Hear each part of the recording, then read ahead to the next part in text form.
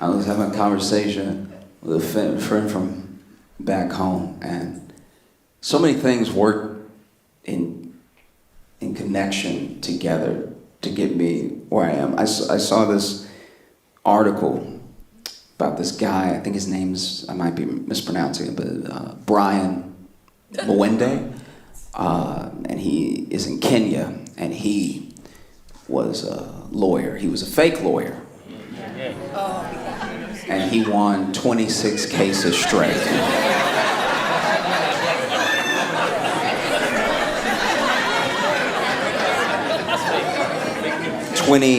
26 cases straight, one after the other. WW. And then they finally caught him. And now he is awaiting trial, where I pray he represents himself. That's phenomenal. 26, you got fake, and apparently it's a whole thing. I didn't know this. In Kenya, this is a whole thing. There are a bunch of fake lawyers, because he was just the first one. There's a bunch of fake lawyers that just never actually passed the bar, but they've been practicing. I guess they got a storefront or something. Like, I don't know, you just walk in and you're like, you seem like a lawyer. You know, the only way I know any lawyer has been a lawyer that I've ever worked with was the paper on the wall behind their desk. If that's fake, I have a fake lawyer. Meanwhile, in America, we have, okay. So my friend from back home that I worked with, we used to work together, and he wasn't always on the right path, right? So he used to be involved in some gang shit and everything. And he got caught up on some drug charges. But these drug charges were not things he actually did, right? So he almost went in confident. Okay, I know I have a past, I have a rap sheet, but I wasn't even there. I did not do this thing. His lawyer graduated from Cooley. If you don't know what Cooley is at least spoken of as the worst law school in America. It is where, famously, Michael Cohen went. Michael Cohen, Trump's lawyer, who went to jail. Do you know how bad of a lawyer you have to be representing somebody else and you go to jail? Do you know what I'm saying? Trump still hadn't been to jail, and his lawyers keep going to jail. The level of crime you have to do for the jail to miss you and hit whoever is standing behind you is crazy. But it was Michael Cohen's fault. He did his crime, you know, he went ahead, went to jail and everything. But Cooley, apparently, is not a great law school. I didn't know this, but this is something that came up whenever Michael Cohen went to prison.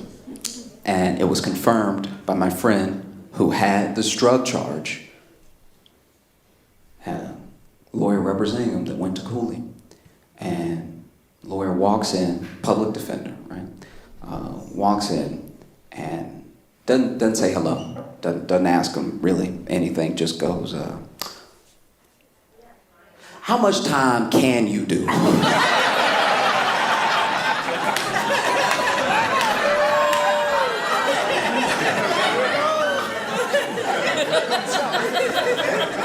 And he was like, I shouldn't do any time. I wasn't there. I did. And the lawyer cut him off. Fuck all that, all right? How much can you handle? Like, in your spirit, how much time can you do? I just don't want to see you broken. You know, you're a young man. We might be able to get... And he's like, have you talked to the prosecution already? He's like, no, I haven't talked to him, but I heard he good, okay? It's like, did he offer a deal or something? Ain't no deal right now, man. Just answer my question. So they end up going to trial, right? And during the trial, there's just a random day that his lawyer and the prosecution get called up by the judge, come see me in my chambers, right? Full, like, Law and Order. And then they're gone for like 8 minutes. And when the door opens, he sees his lawyer, the Cooley graduate, walking out in handcuffs. He doesn't even know what this dude did, but he leaned over to him as he was getting walked out and was like, I did my best.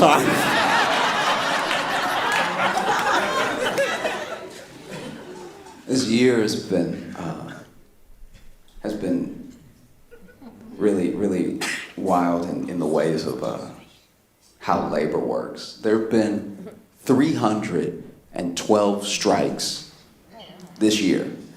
Different organizations, things that have nothing to do with each other, all striking, different places, right? And that tells you something. That tells you a bigger thing is happening, you know?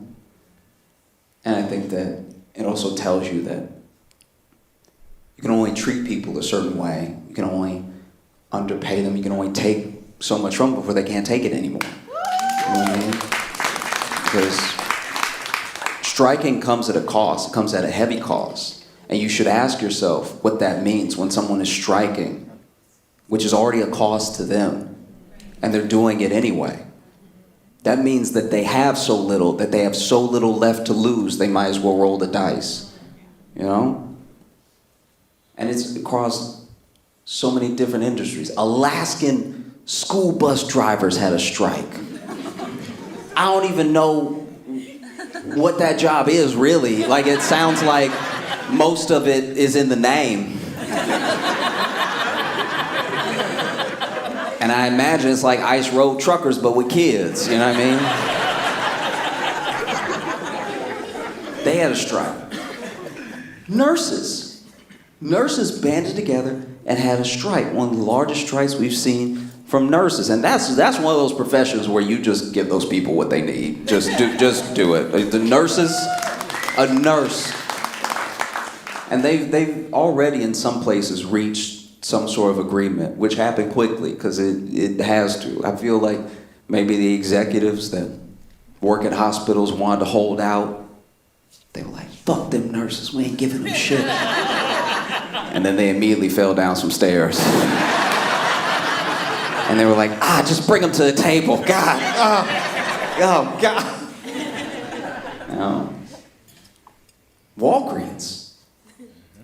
Walgreens has strike.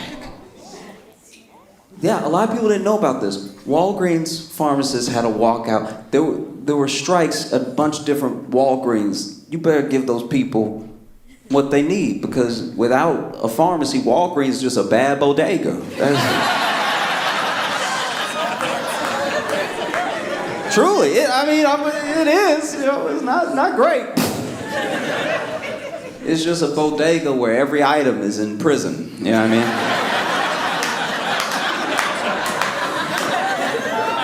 That is truly devastating. I hate that so much, because then you go to a Walgreens, you go to a CVS, you gotta hit the button.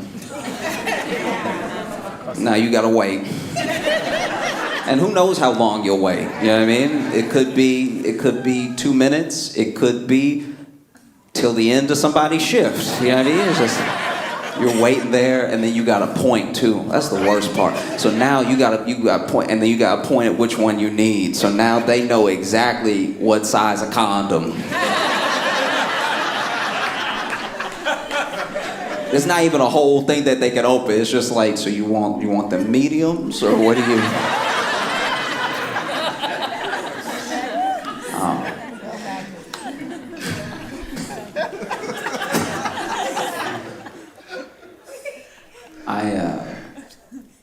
I've been thinking about this a lot.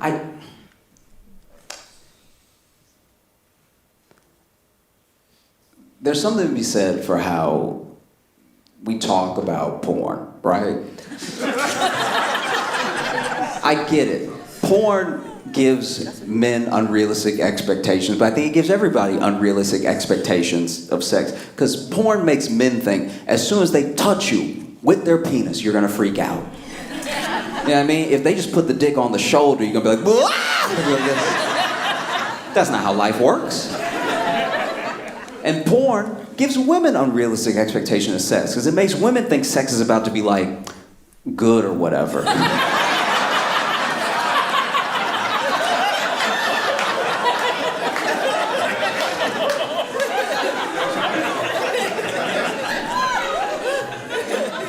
But the thing that's really important to remember, the thing that keeps me grounded as a person,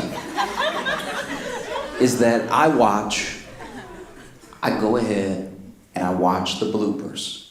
You have to watch the bloopers.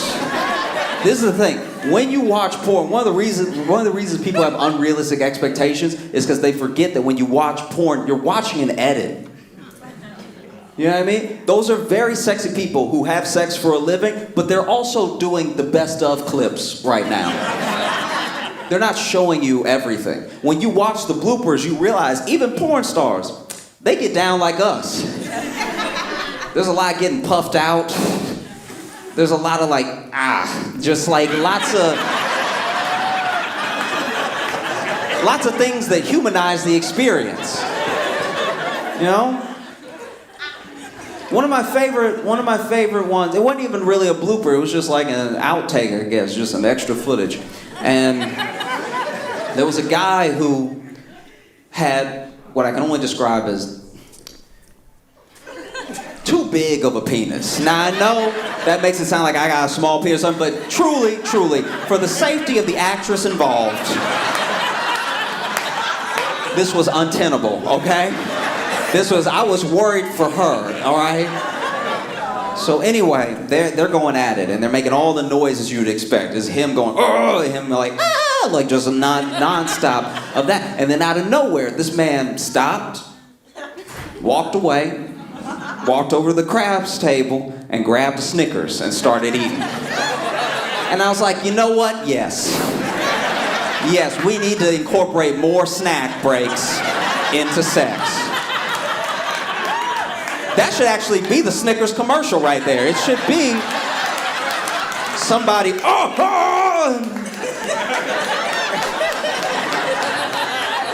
These are both good. I like them both. You know? One of my favorite bloopers though was this. There was once again a guy, very well endowed, going at it, just really giving it his all, putting all of his creative energy into the scene, okay? And then he's like really like, you know, all this stuff like that, and then he clearly catches a Charlie horse. And I looked like the DiCaprio meme for a second. I was like, yeah, me too, I do that all the time. We should really stretch before we get, wow. And then my man is over there, and you can see him trying to push through it, just like,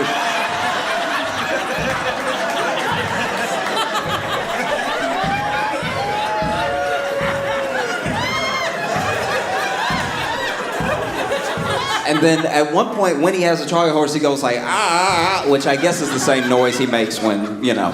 And so then she's like, did you? And he's like, no,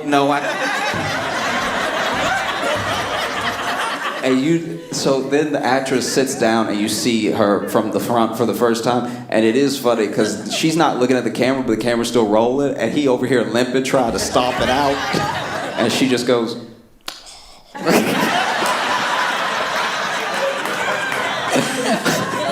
y'all have been so great. Thank you so much. I'm Josh Johnson.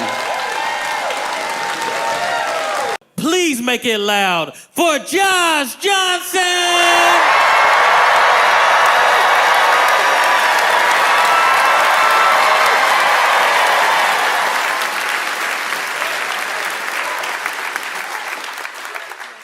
I feel very thankful to be here with all of you because it's nice to talk to people who are gonna get it in a way. I feel like sometimes when I'm traveling and I go to places where, especially when I go overseas, and there are places that are not as engaged or involved with American politics, that there's a sentiment of like we're just watching the show, and y'all are like cast in the show, and so that it's very different to have a chat with you. Because I'll be very honest with you, it's been taking me a long time to distill the way I feel about what is happening in LA.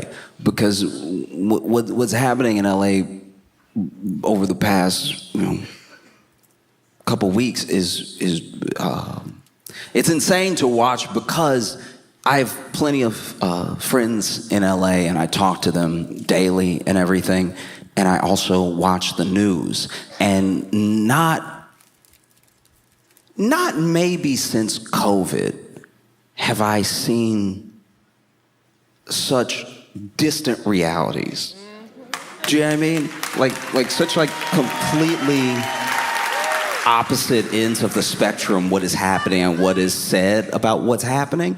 And okay, because if you're watching the news, everyone in LA is dead. They've been dead for a while.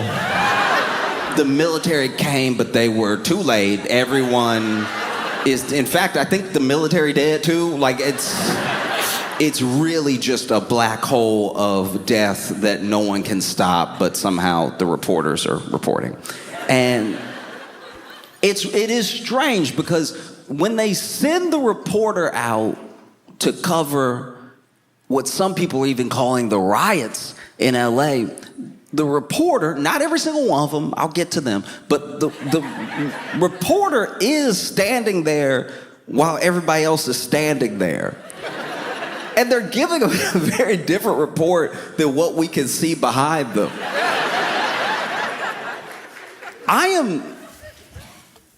A lot of people don't know this about me, but from the time that I was a child, because I grew up in Louisiana, my family and all the families around me were all affected by Hurricane Katrina. So I have very, very strong feelings about protecting journalists, protecting reporters, and not putting them out there with the weather. Because we see it. We see the weather, and I believe you every time. Whenever you say it's a hurricane, and I look outside, I'm like, that look hurricane-like. I don't then need you to send our local newscaster to hold on to a telephone pole while he tells us how bad it is. The way that these people will almost be horizontal reporting on the wind speed, it's like we don't need them as a visual test of what is happening right now. Everyone watching is inside. There's no one watching from outside like, seems like I should probably move from where I am now. No, I hate that. I hate when it's like weather is one of those things where I'm like, I don't know what the spin could be. Like to a certain degree, I understand when a journalist, when a newscaster feels the need to go.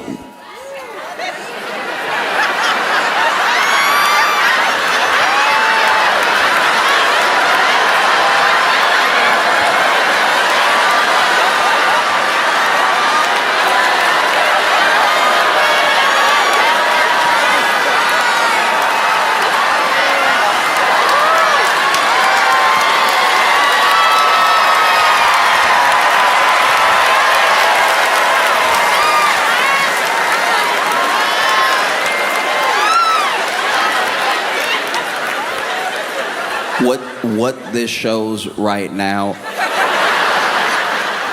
is how many of y'all don't put your phone on silent. Like there's no... No, I know it is. That's crazy. Well then I will be quick then.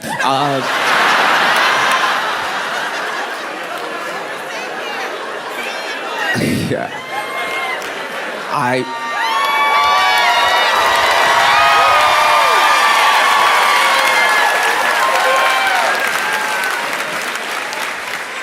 Okay, real quick.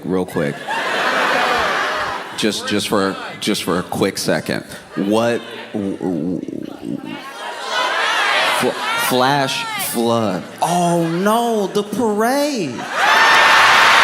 Oh no.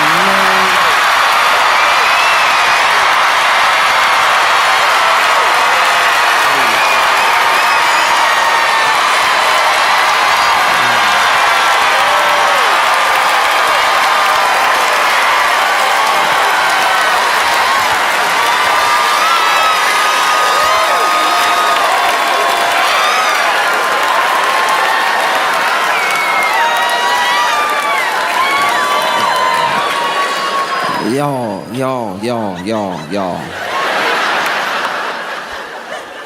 Don't do that. It's his birthday.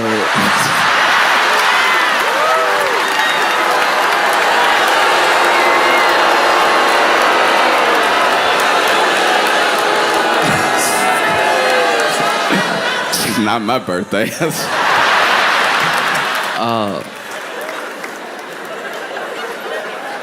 But a great example, like a flash flood, and they'll put the newscaster in the water, and it's like, well, what we can see here, John, is...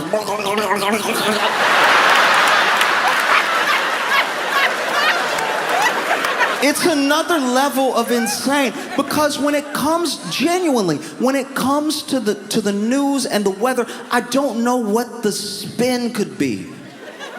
There's a storm outside. No, it's not.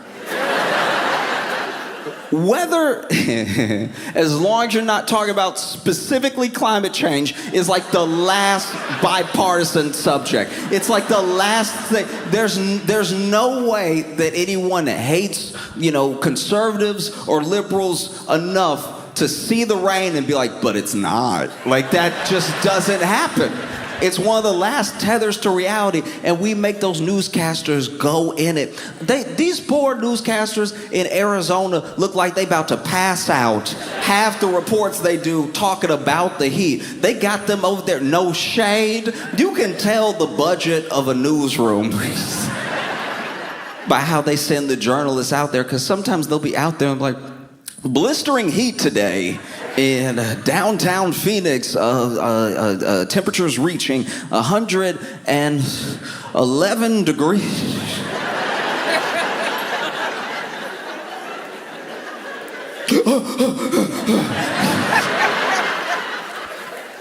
Like, stop doing it, If it's hot, we can feel it, and when you tell us, we'll believe you, If it's a hurricane, this is one of the things that I have tried my best to be fair with, because you see people, and I really feel like this only happens here. There's no other country I know of where people proudly go out into the hurricane and like tap dance in the hurricane to show the rain that they're not scared. That's a distinctly American male thing to do, to be like, hey, ain't nobody scared of some water? Come and get me, and they're never seen again. I'm just saying, you don't really see that anywhere else. And I used to think that those were like the dumbest people in the world. But then as I got older, I was like, you know what? Maybe they just watched the news. And they were like, he's standing out there. And he telling me not to go outside. It's too dangerous, but he outside. What, he think I'm a punk? If he can be outside, I'll be outside. I'll be outside all I want. And then they go outside, and then they're never seen again. But the thing with people covering LA and standing in front of, whether it's LAPD or National Guard lined up, and protesters a distance away lined up, it's a very different thing, because now they're coloring it for you, but you can see behind them. And it's hard to know what to make of it. Because when I talk to my friends in LA, they're like, very chill. They're always chill, but like they're very chill in this specific instance. I called some of my friends, because I'm not gonna lie to you, I'm not better than anybody. I fell for some of the propaganda that was going on. I called some of my friends immediately, because I don't know LA neighborhoods that well. And I live in New York, where if something is happening, it is happening to everyone.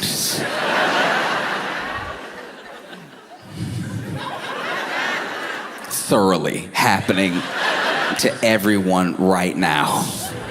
And so... Okay, I'm digressing for a second, but just as an example, one time there was all I can describe it as is like a tiny tornado of trash. It literally was not taller than this mic stand, but it was spinning, because it was a windy day out, and the trash wanted to be together, I guess. And so the trash spinning, and it's like, I don't know, I grew up like, deep south and everything. So whenever I see one of those, I'm like, ooh, that's a bad spirit. Like that's I get real superstitious real quick. If you a tiny tornado, if you an eye level tornado, I don't come near you, all right? That's a bad spirit. You got Dorito bags in you and everything. You got all types of disgusting stuff. No, I might get possessed. And so I was keeping my distance, but there were other people walking down the street. I actually crossed the street because I saw it up ahead. I was like, nah, I don't need those problems. Like, I like having my whole body, mind, and soul. I don't want some of it to be like Derek from 81st. You know what I mean? Like, that feel like who would possess you? Just somebody who like never had a job and burps as loud as possible. And so I crossed the street, but there were other people that were walking next to me that kept going, and they walked right into it. And even though I was across the street, I knew when they walked into it because my back was turned, and I still heard. I'm like, not walking into a Thai tornado with your mouth open. That's just irresponsible. And sure enough, that Thai tornado got like 8 people. Just being itself.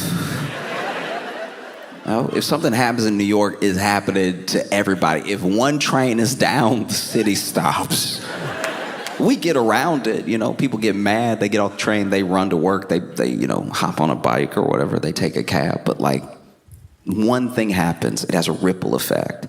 LA doesn't seem like that to me. Like I've been in different parts of LA, and I thought all of it was like one thing. I couldn't have been more wrong. And so I was calling my friends as I was freaking out because I was seeing the stuff that was happening. Waymos. You know the driverless car that shouldn't exist? You know that thing that's just on the road and we all act like it's normal, but we're slowly acting out the plot of iRobot currently? You know that thing? Those were on fire. There were Waymos on fire. So I called my friends like, you not in a Waymo, are you? Oh, if you in a Waymo, get out right now. Because to be fair, we didn't really even know why the Waymos were on fire. Maybe there were people setting the Waymos on fire, but maybe the Waymos saw all the unrest and they were like, this is our time.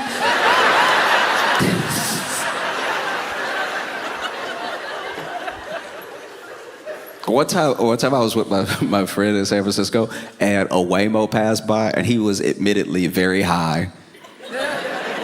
But he doesn't trust Waymos because the first time he ever took a Waymo was by accident because he lost his wallet, his phone, like he got all his stuff stolen, right? And so he asked a friend to get him a ride home, okay?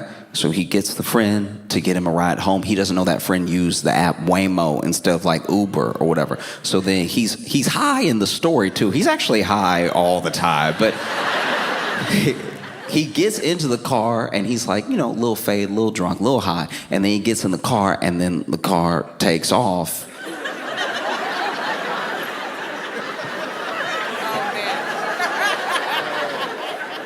And so the way he told the story, I wasn't there. The way he told the story is finally he asked, for a little music. He's like, dang, it's quiet in here, dog. Can you turn something on? And he half nodding off anyway, but he's like, can you turn something on? It's quiet in here, dog. Like, let's get it popping,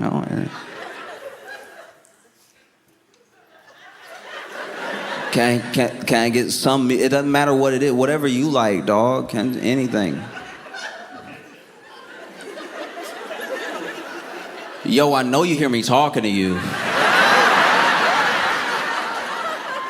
And then he said he leaned forward.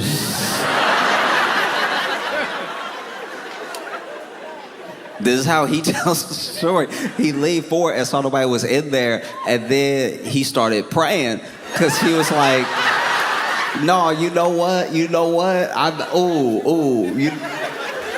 You know what, Lord? You know I haven't been right. I haven't been right. And if you see me through this, I swear I'm going to change my ways. If you see me through this right now, if you deliver me through, I'm gonna leave the alcohol alone. I'm gonna leave the weeds.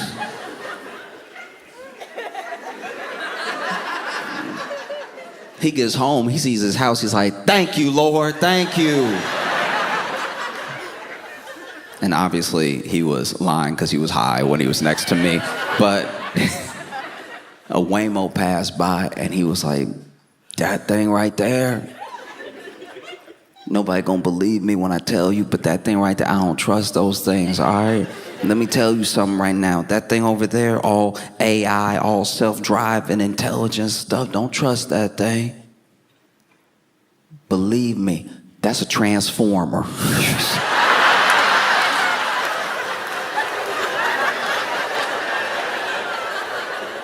Look, all I'm saying, if I wanted to act out the plot of one of the Transformer movies, what would I do? I come down to earth as a bunch of driverless cars, keep it easy for a little while, and then one day, boom.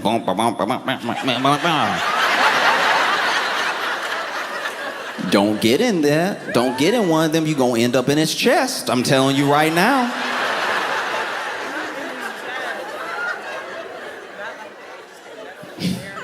And so I called so many of my friends. I was like, hey, are you okay? Are you good? And they were like, yeah, no, I'm fine. And they said they were fine with the annoyance of like, they said that they were fine with the annoyance that I have when my mom calls me to ask me if I'm okay. She saw that there was a storm in New York, and I'm like, no, it was just a bunch of trash spinning in a circle. It's not that serious. You worry too much. No, they were genuinely like, no, that's actually here. And they started explaining LA neighborhoods to me, and I'm not gonna lie, I glazed over. Like I just... But once I knew that they were safe and that everyone I knew was safe, I was like, well, then where is this happening? I know a lot of people in LA. I've called a lot of people. Everybody is fine. Where is this happening? It turns out it's all happening over like, I think 2 square blocks. I don't even know. It's like, it's such a small area. It might as well be a movie set. And it's crazy because if you listen to, Fox News, some of these outlets, you would think that the entire city was burning right now. There are people sharing stories on Facebook, and the entire place is devastated. And the president said, if I didn't send the National Guard, they'd be in shambles right now. But then when you look at video, and I'm not talking about video from protesters, I'm not talking about video of bystanders of the protest. I'm talking about video of people in Los Angeles 2 blocks away from the protest. There are people literally blowing bubbles. And there is no opposite to your city being on fire than bubbles. Bubbles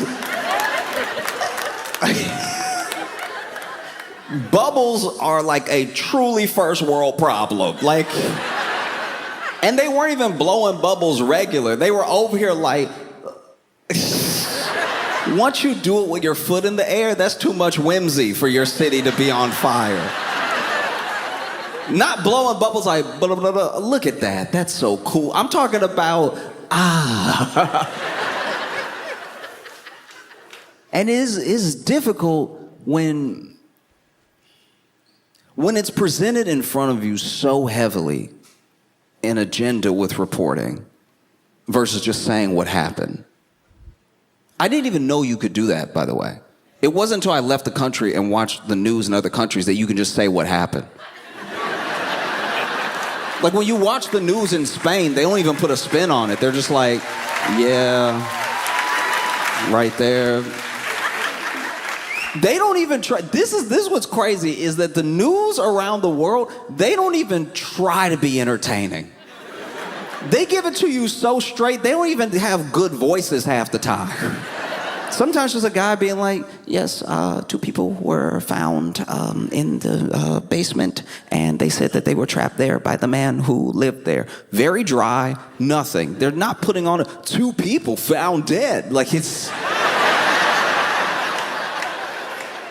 That's my favorite, by the way. I love when an anchor is like going out of a fun story to a sad story, but either they didn't get the stack of reports ahead of time, or they're just reading the prompter in real time, so they don't know that they need to do the tone shift, and so they just finished like promoting a shelter that has saved like 67 puppies or something. Isn't that beautiful? Isn't that sweet? I mean, you just love to see stuff like that, don't you? Anyway, 15 burned to death in a fire. Oh. And then you see in their eyes that they're like, I already started high. I started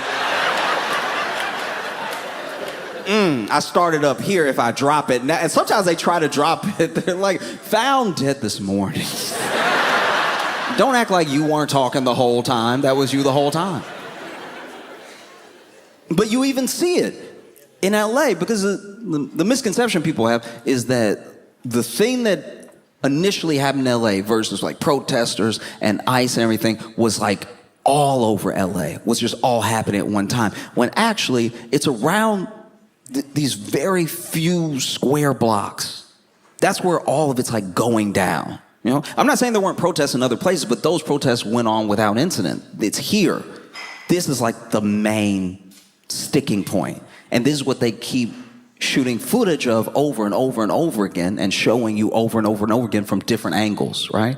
And they're so thirsty for it that there was one dude that had a Mexican flag, was on a smashed up car, and you can see when you look at the picture that there are like 15 cameras surrounding the car looking up at him, and then everyone protesting is like a block down with nobody there. You know, because they're selling you a story. They're selling you a story about chaos that's unfolding and everything. And they even, you know, will have the newscaster out there. This journalist is out there. And I have a lot of respect for journalists. They do an incredibly difficult job, and they have to do it under constraints that some of us can't understand. Because if you worked your entire life to try to get to the truth, and then you finally get a job, maybe it's not even a well-paying job, and you're allowed to tell the truth until like your newspaper gets bought. And then it gets bought by a guy that's like, the truth though. I mean, what is truth really? Just say whatever I tell you to say. But it is a difficult thing to distill for yourself, because you have to. You can't just, I'm not saying that there was ever some golden age where all of media was honest and forthright. I'm just saying that it used to be a little bit more simple. That you were even overdoing it if you checked, you know, 3 sources to see if something was true. Because there are things that used to be delivered with a little bit less. You still had the bias of the outlet, but it was a little less political at all times, and there was a little less looking for the bleed. Here's what happened, and I said it in a sexy voice. That used to be American news. You know? And now we've slowly become this more and more and more like corporate warped version of trying to do the news. News became entertainment. It became a show. And you know there's a show, you know it's entertainment, because they're not delivering you the news out of the kindness of their hearts. I'm not saying that the journalists that are doing the news aren't dedicated. I'm saying that the body, the system and the machine that we look to for reporting is just, they're trying to sell razors in between every disaster. Like, that should tell you something, you know? Because you see the report, and you see people, chaos in the streets in LA. Look at everything that's happening. And then you like talk to someone who's in LA, or you even just look at an Instagram story that your friend made on a random day who's not that far from the protest. And you're like, I don't know, they are loading up their car with Trader Joe's. Like, that doesn't feel apocalyptic at all. Like, if you can get the sliced mango from Trader Joe's, I think the supply chain is intact. That's one of the first things to go. We don't even have mangoes like that. Oh, news says absolute chaos. And then you look at somebody's, just like legit, somebody's like TikTok that they're making. Not even about the protest, just that they're making. And you know they live in LA. And while they're making this protest, while supposedly the city is on fire, they're finding parking. That's not supposed to happen ever. And one thing that can't be lost on us when we think about or talk about Donald Trump is the only thing that he's ever been successful in is reality TV. We don't know him from the steaks. We don't know him from the casinos. We don't know him from the vodka or the water, which was probably vodka. We don't know him from anything except truly reality TV. Even in real estate, it's like, okay, it's like a name, but I don't know anyone who ever lived on one of those properties. You know, it's the TV. He figured it out. He figured out reality TV, and he's still doing reality TV. He's just doing it as the president. The mix of reality and TV is a different cocktail for every show. You know, there are shows that are 10% reality and 90% TV, where if you took away the TV element, none of these things would happen. These people would know each other. And then there's some that are 50-50. Like, I feel like Love Island is 50-50. You know what I mean? Love Island to me is, because look, even if there was no show, these are the people who would be hooking up with these people. Like, this is every time you watch a cast introduced of Love Island, you're like, that seems right. Like, that's who everyone goes for that's in that group anyway. They all seem happy. There's never like a guy in Love Island that's like, so ladies.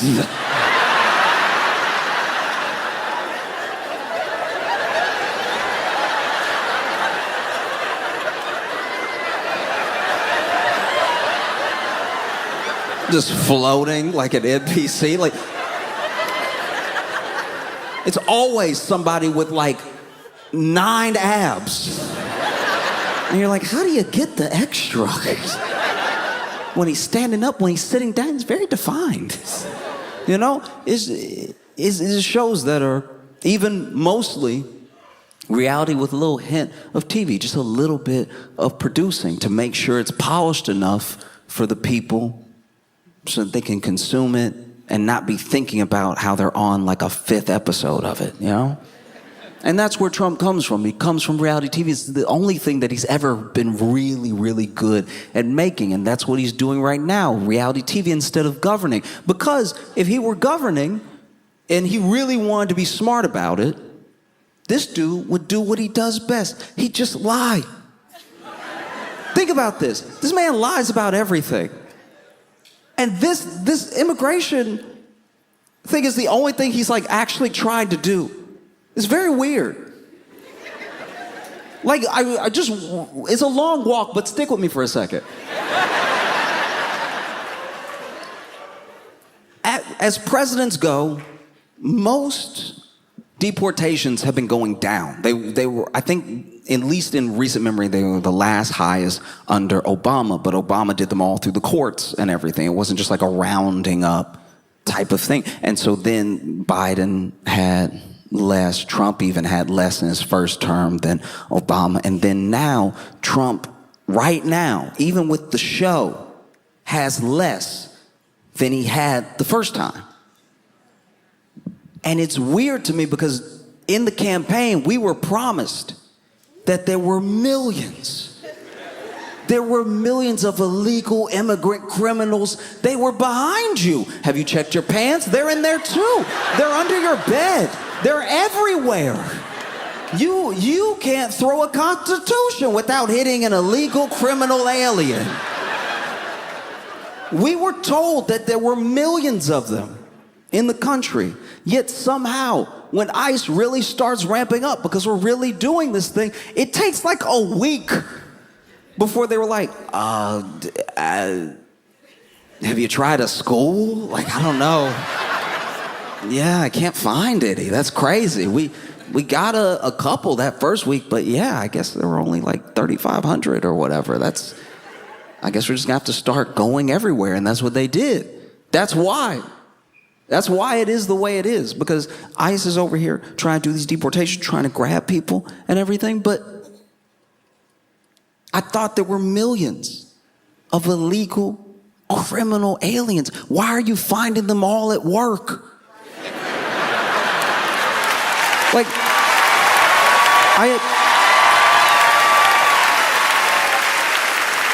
I just had no idea that my local taco spot was specifically MS-13 tacos. I had no idea that Tra de la Laringa, the gang I can't pronounce, I had no idea that that's who was like folding the clothes at Kohl's. Like, that's... Because that's what you've been led to believe. Every arrest is warranted. ICE is trying to do their job. All of this mandated makes sense. That's what you've been told. And the thing is, you need to make a show out of it, because even with all the chaos, even with all the footage, it's still less. That's crazy. Even with you going around the court, it's less. That's wild. That it's still less, even with all of this show going on. Because what isn't a show, what's actually reality, is that people are being ripped away from their families. And these are hardworking people. These are people that have been here for a long time. These are a lot of people who are actually trying to do the right thing as hard as they possibly can. But the system is slow and it's imperfect. And then they get arrested by ICE at the courthouse for their hearing.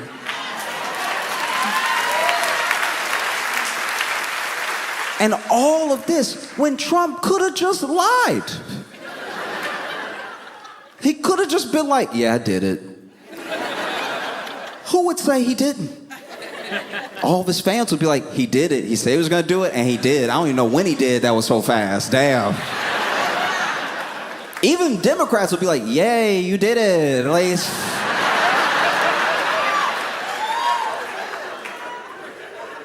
the one time he doesn't lie. And so you have this ICE operation happening on these square blocks, these protesters clashing with ICE. ICE doesn't feel safe. They don't feel like they can make movements and everything. And so then, the LAPD comes, and maybe the LAPD was there the entire time, I don't know, but the LAPD is there, and Trump sends in the National Guard. Now, he can't send in the National Guard just to arrest people and crack skulls and everything like that. So what he does, he tries to get around it by deploying the National Guard just to protect these two buildings. But then they're there in case ICE feels like they need their help detaining someone or that they aren't able to carry out their operations, right? So, dangerous precedent, but whatever. So then Trump wants to send in the National Guard, which everybody, not every single person, but most people were upset about, because the LAPD, in case you're not aware, from TV, from movies, or just from history,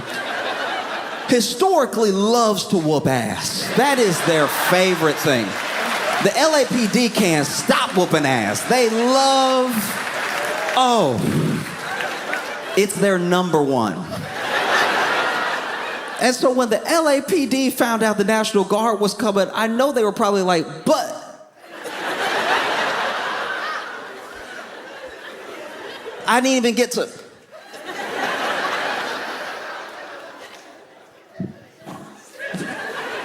No, go ahead, send him. Yeah. No, you know what's best, send him in.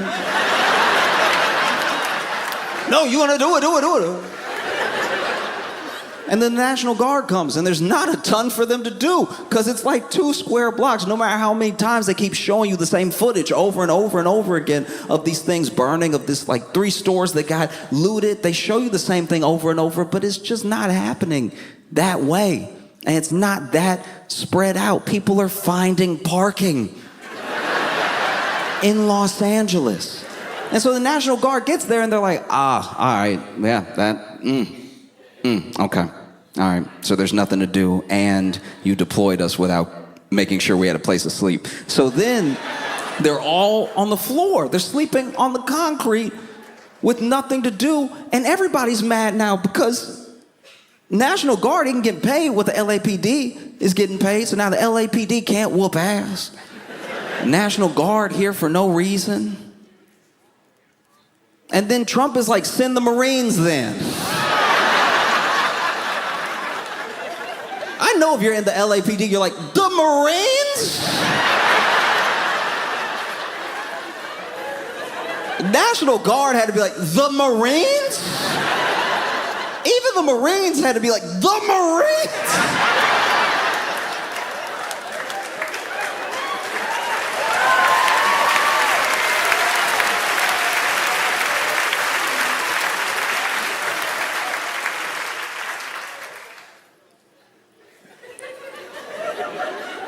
And then LAPD just sitting there like, I just want... Is whooping a little ass too much to ask? But I know that it's very, very, very important to understand what's reality and what's TV, and not to confuse the two. And the way to combat reality TV being everywhere all the time is real connection with real people. I was able to call people or text people who were in LA that told me, no, I mean, there was parking at Trader Joe's. Everything actually pretty chill.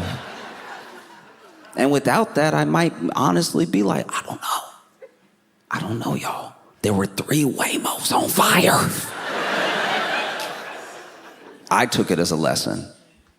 And I would hope that more people see the things that were happening in LA and make sure that outside of any news outlet you follow, outside of like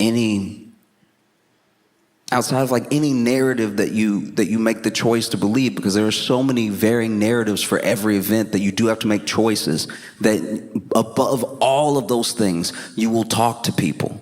Because talking to people is the real perspective that you need. When you talk to someone who's really going through the thing, no matter what it is, no matter what it is, even bigger than LA, even bigger than the protests, when you talk to someone, you finally get from their perspective right to the root of an issue, as opposed to whoever's talking over them.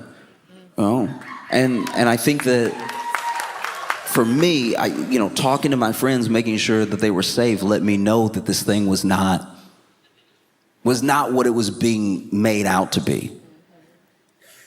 Don't get me wrong. I think that something was starting in LA, and I think that thing is scary. I think that there's a push to make authoritarian moves and to see how far things can be bent and how much people can be pushed and pulled before they'll do anything about it. And I think that LA was a perfect test for that. Let's take something that's really just 2 blocks and let's make it look like it's the entire city, and we'll see if they believe us. Let's send in all the cops we have, then the National Guard, then the Marines, and see how much people want that, if they go for it or not. So something is happening, and I would encourage every single one of you to hold on to everyone that you know. DC is one of those places where everybody is from everywhere and everyone knows everyone everywhere else. And if you keep that type of like global community together, you'll have no problem, in my opinion at least, distinguishing what's happening from what's not. Because you'll have people that you can talk to, people that are really going through the thing in real time. I'm not saying don't watch the news at all. Sometimes they have newscasters on there who they put in the hurricane. It's very entertaining. Yo, DC, y'all been fantastic. Thank you so much. I appreciate y'all.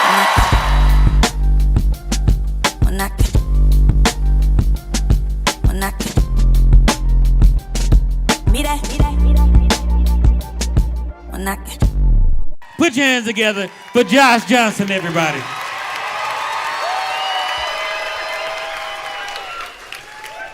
Like, I've been traveling a lot, and in traveling, it's hard when you're an adult to look at things that you experienced when you were a kid and not recontextualize them when you get more information. When you're a little kid, the world is face value.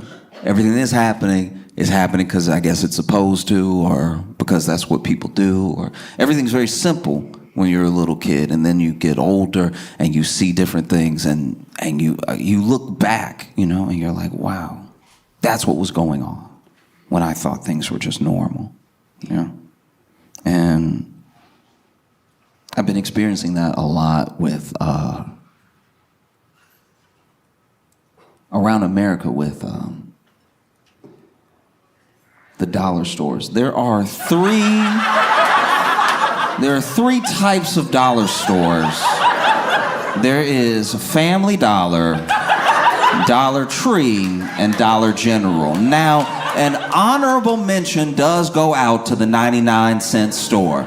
The 99-cent store I want to discuss first because the 99-cent store is completely unhinged. First of all, they don't have inventory at the 99-cent store. They have what they have, and you either found it or you didn't. You know that you found it or you didn't because what they showcase outside the 99-cent store doesn't make any sense at all. It's just up to the discretion of that franchise owner. The 99-cent store, the store will be here, right? And then they'll just put 2 shower curtains and then 16 potted plants out front.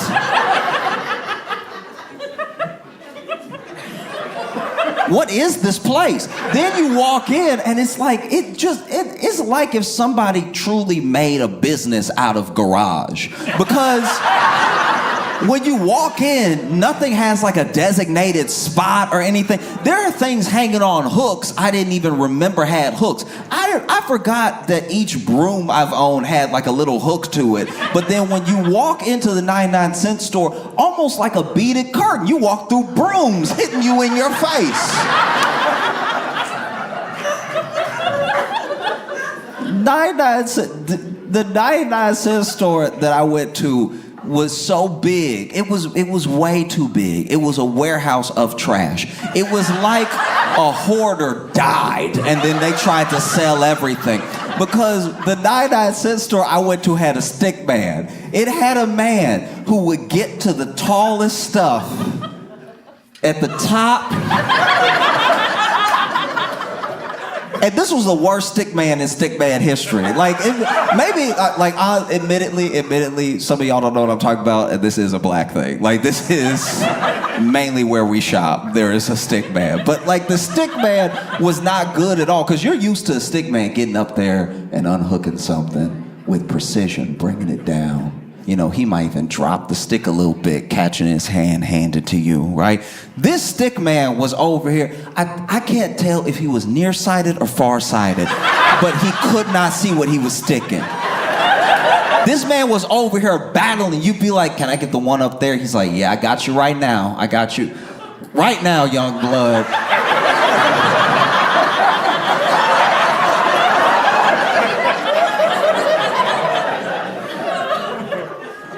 Then it falls on the ground. He pick it up, dust it off.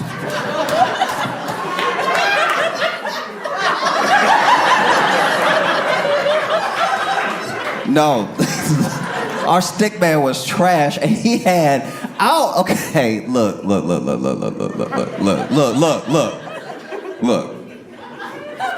I need glasses. All right. I'm not better than anybody. I'm not judging. Everybody got their own prescription and that's their cross to bear, all right? But he had the most specific eyes I have ever seen in my entire life. This man had one Coke bottle and one that was very thin. It seemed like he just needed a monocle, but he was like, nah, I don't trust myself to hold it on my cheek like that. Go ahead and give me glasses and just make one glass transparent glass. Because he clearly only had one bad eye. His eye, this eye had to be good. Because when you would look at him, one eye looked like he was doing this to you.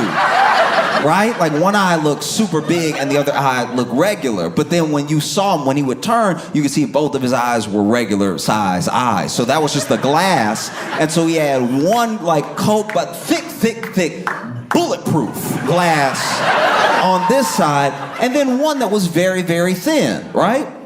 And he would knock stuff over and go pick it up and everything. And he worked at the 99-cent store since maybe before time. This man had been there a very long time. He might still be there now. I don't know. But everything that's there is not quality. You know what I mean? It's literally 99 cents in today's economy. this stuff isn't even just made in China. This is up off the floor in China. This is the stuff that they throw away in China that they were like, you want this? All right. If you sure. This is how you can tell these are the worst products ever made in the history of humanity. They are so toxic that whatever you touch, whatever color it is, that's the color you are when you get done touching it.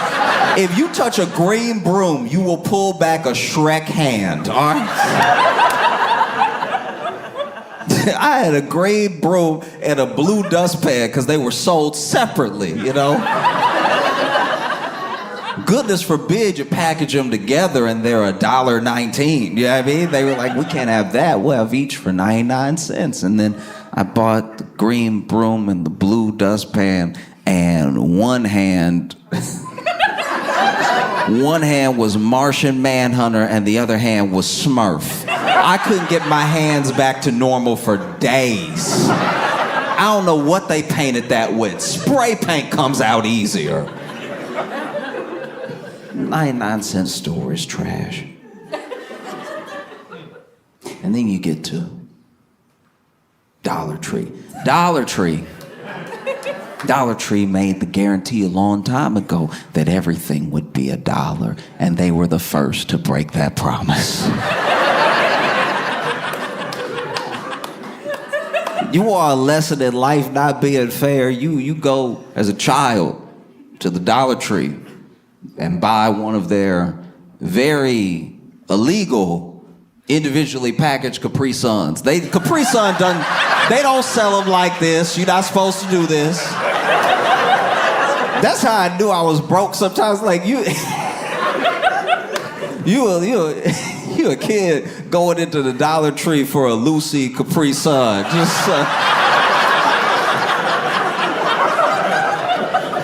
It's terrible, but like, and you know, they don't put them on the shelf. You gotta know if you know. And so you go up there, you like, all right.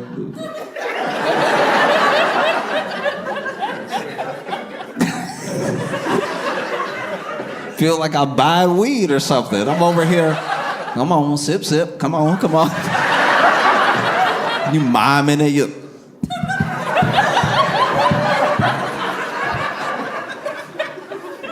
One time I bought a loose Capri Sun, and the man up in Dollar Tree tried to charge me for the straw. I was like, you are the devil. You are, ooh, I rebuke you. That's crazy. You gonna sell, that's how I can tell you a demon. You gonna sell me the straw separately. What am I supposed to do with this? Suck it with a safety pin? This is crazy. That's insane.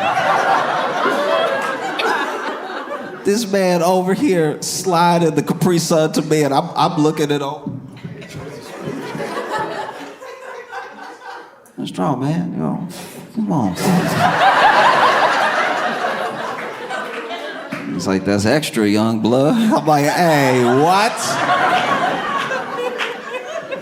From a young age, I could identify with people who rob stores because that was very aggravating. Dollar Tree was over here just, you know, letting themselves run out of inventory. I would go in the Dollar Tree and there'd just be whole spaces, whole sections empty. You know, at least the 99-cent store is packed. Packed to the brim with stuff that doesn't even make sense. The 99-cent store would have one of something, proudly. They'd have one of something and the price tag. There was one time I went to a 99-cent store, I saw one bra. That's crazy.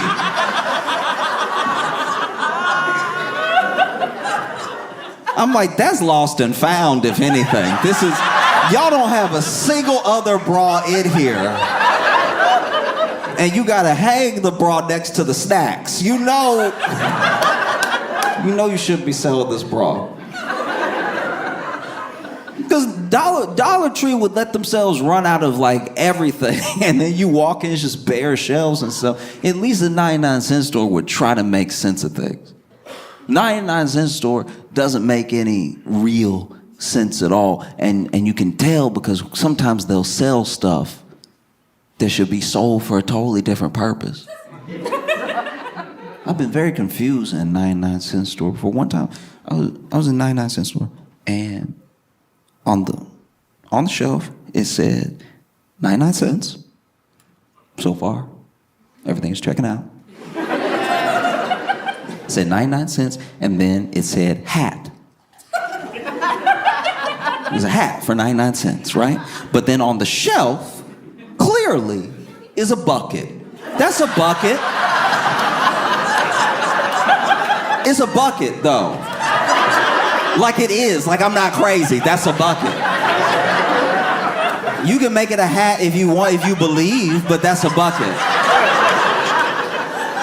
All you gotta do is flip this over on its bottom and put bucket, and we don't have any problems. But hat is crazy. And then when I'm checking out, I bought a broom, I bought a dustpan, and then he's like, and one hat? And I was like, you don't believe that, though. There's no way you believe that. Because it's not a hat, it's a bucket. And I want to be clear, it's not even a bucket hat. It is a bucket. A bucket.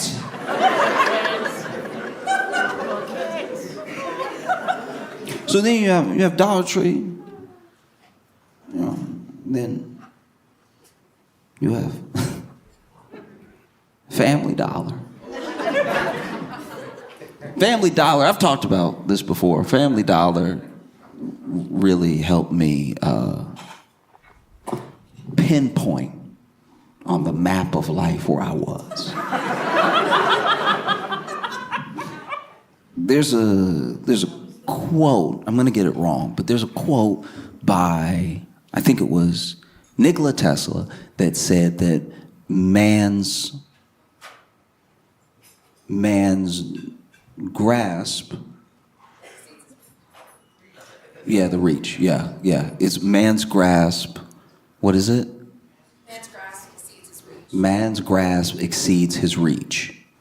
And I think, it's man's grasp. Reach exceeds his grasp. Man's reach exceeds his grasp. I was like never gonna correct you because I didn't know either, but like, as soon as you said something, it did sound. Yeah.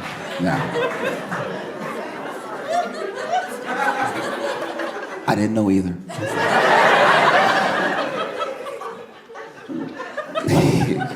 So man's reach exceeds his grasp, and I think that Family Dollar's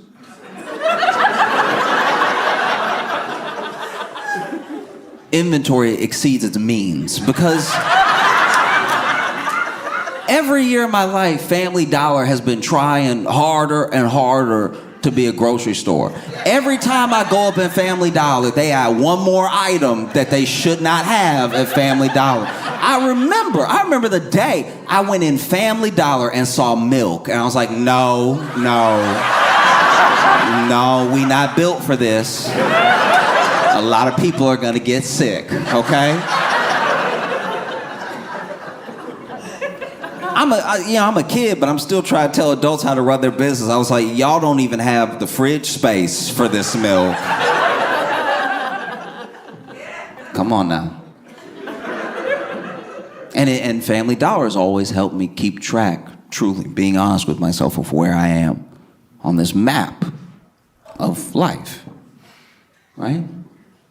Because at first, I walked in Family Dollar, I saw milk, and I was like, y'all, don't do this. And 2 years later, I was like, let me go ahead and get the milk.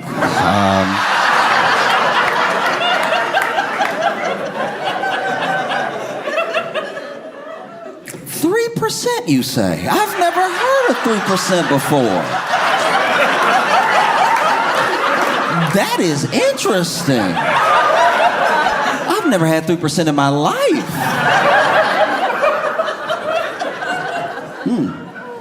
Maybe I'll get stronger bones. Who knows? So you got Dollar Tree, you got Family Dollar, and then you have Dollar General. Dollar General is the stuff of nightmares. Dollar General is straight out of a horror movie.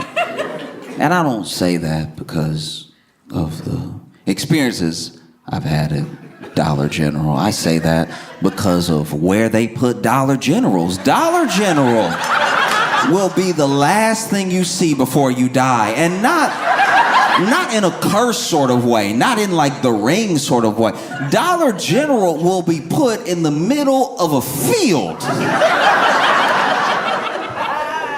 Whether you are in the South or the Midwest, the only places Dollar General truly exists and thrives is the middle of nowhere in the South, the middle of nowhere in the Midwest, and the Sahara. I don't know. By the time you see a Dollar General, you're like, is this a mirage? Because I've seen nothing but fields for 30 minutes and then one Dollar General. With a man working there from the 1800s, who knows? Those Dollar General, people that work at Dollar General get bold with you when they're out. When you out in like their area, you at this Dollar General in like Ball, Louisiana. You walk in, it's like, not from around here, huh? It's like, you even talking like the movie. Who says that to a customer? Not even where you from. Not from around here, are you? Oh. Now you can tell a Dollar General is terrifying. Because out of a Dollar Tree and a Family Dollar, I'm just talking about my experiences growing up, you know. Out of a Dollar Tree and a Family Dollar, a Dollar General is the least likely to be robbed, all right? I've seen Dollar Generals, you know, be on the news, not for being robbed, for the attempt. Do you know the horror that has to go down for the attempt of a robbery to make the actual news? Nothing got stolen, but everything that happened was still so bad that it made the news. There was a dude who was on the news. I'm pretty sure it was Dollar General, and this dude made the news because they ran up in the Dollar General trying to rob it, which also not a great plan. Dollar General doesn't exactly have a lot of sales going on. And so for all the sales they do have going on, let's just say no Dollar General I've heard of needs a safe, all right? And so to run up at a Dollar General to rob it, you already expecting to run out with like $26, okay? But this man ran up in a Dollar General trying to rob it, right? And not only did they take his gun, they beat him with his gun. And then the getaway driver called the police on them.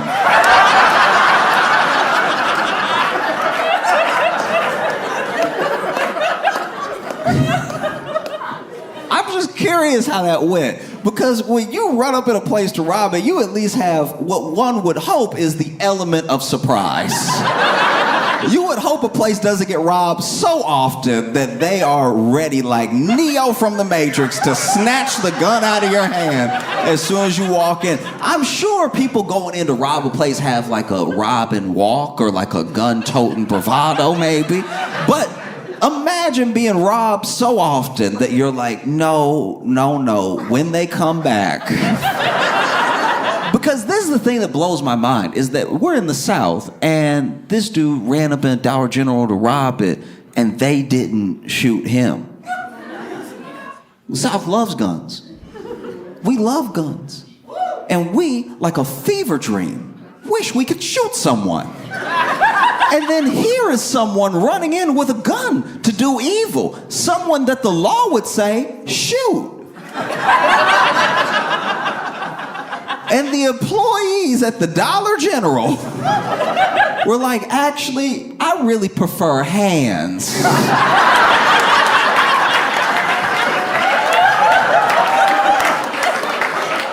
Imagine how crazy you have to be, how bad of a week you must be having for somebody to run up in there with a gun out to rob you, and you go, this is exactly what I needed. You know what? Let me tell you something about the Lord, all right? The Lord won't put more on you than you can bear, okay? And the Lord knew people had been trying me all week. People I wasn't allowed to hit. People that I could never put my hands on. And so then the Lord sent you to me at work, the place I hate most, to go ahead and take out a week's worth of frustration on you with the butt of this sawed-off shotgun.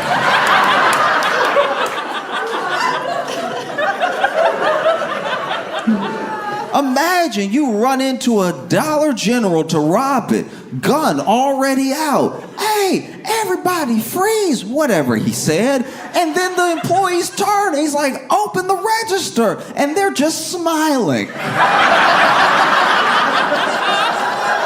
You don't know what happens next. Maybe a blackout. Maybe you watch them take the gun out of your hands because you weren't expecting that. And then you see the butt of the gun coming back real slow.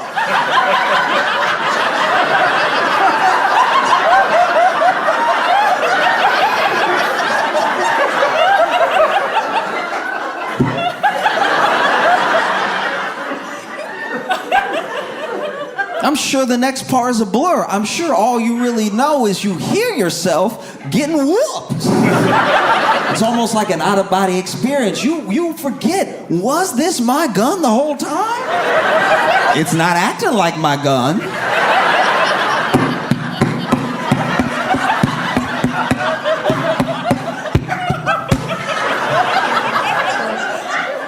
You wake up. The police are standing over you, and you haven't been arrested.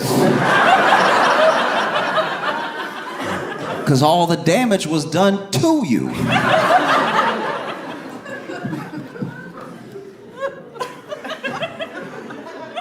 Oh, Dollar General, insane.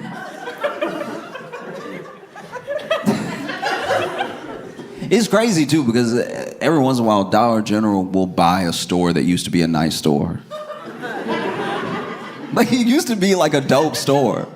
Like, truly, it used to be like crazy.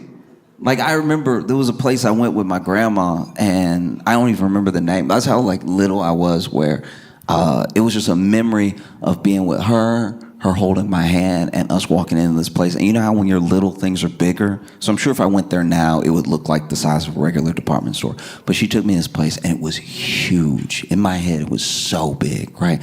And she bought some socks, she bought some other stuff and everything, and then we left. And I remember when I would ride with her, because, you know, I would go with my grandma during the summers or after school. My mom would drop me off at my grandma's because she would still be working and stuff.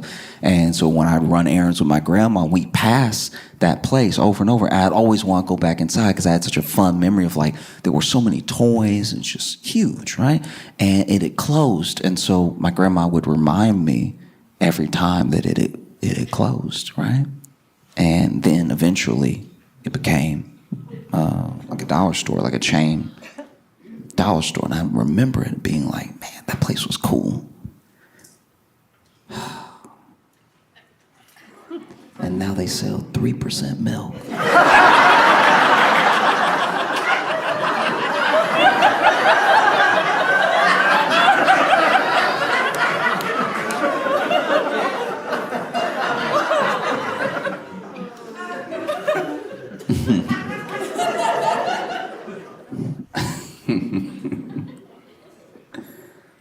Okay.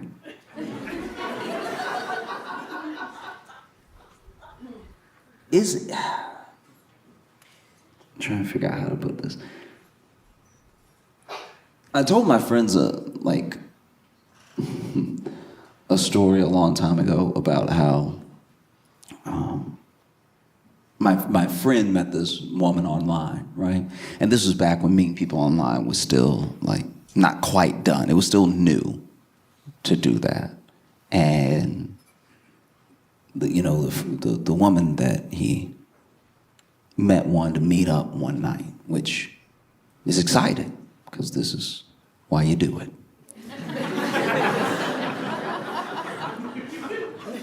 And she said she wanted to meet up, and he was like, where do you want to meet?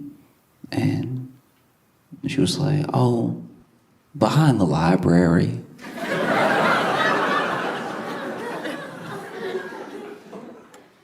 Which should have been a clue.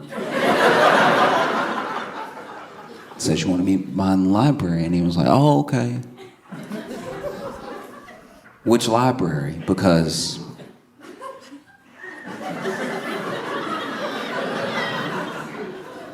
so she told him which branch. And then they met up, and it just took him too long to realize he was being robbed. Do you know what I mean? Like, it's just... Like, even when he showed up and it was two dudes, he was like, but where's Sarah? It's like,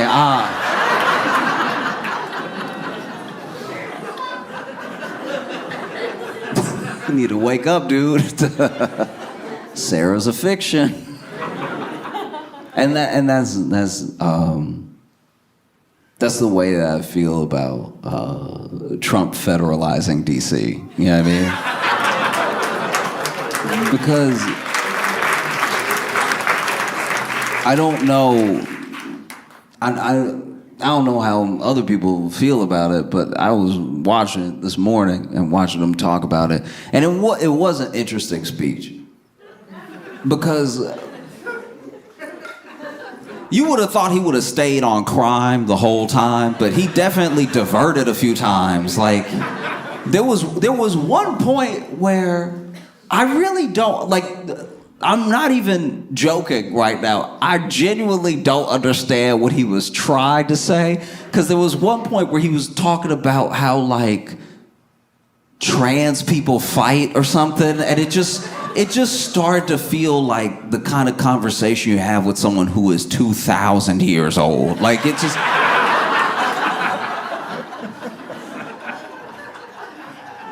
It was weird. It was like he, because it came out of nowhere. It wasn't like part of the thing.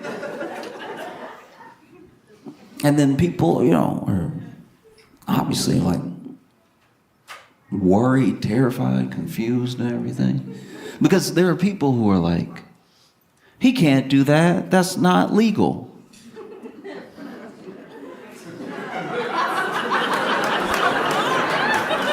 And whenever I hear that, I'm like, what are you, a Democrat? Like, this is the goofiest.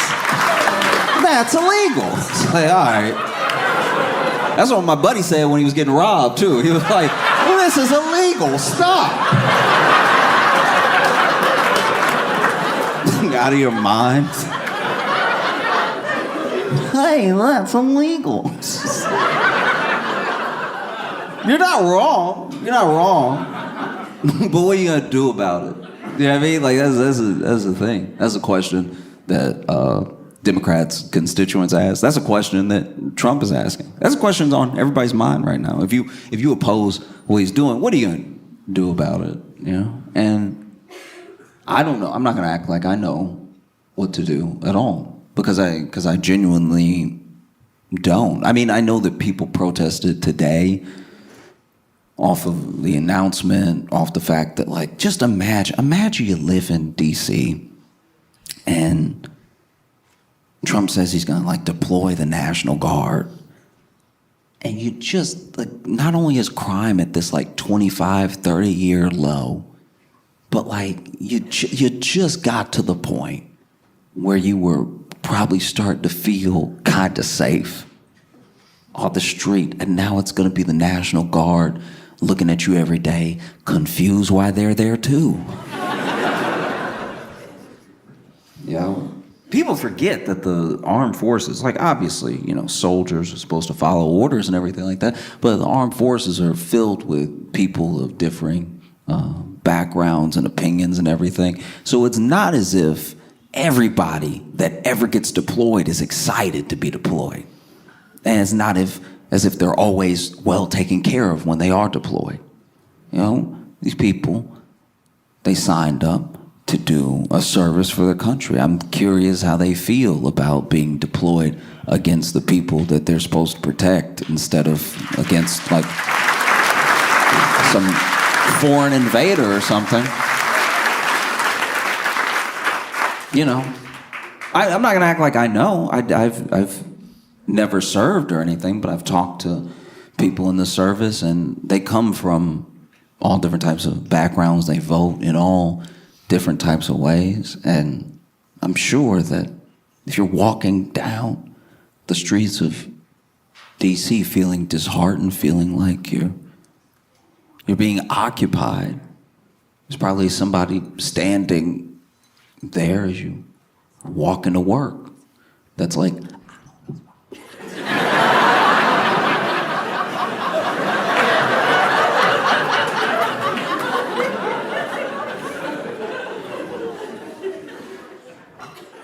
yeah. I don't know, because it has been on my mind all day, and trying to figure out how to not just like talk about it, but say something more than just like, I think that might be bad. Like, I think that we're having a moment a lot like my friend had, where it's like you just have to be very aware of what's happening, because to not be aware doesn't mean the thing will go away, Like, we don't want to be behind a library going, "Where's Sarah?"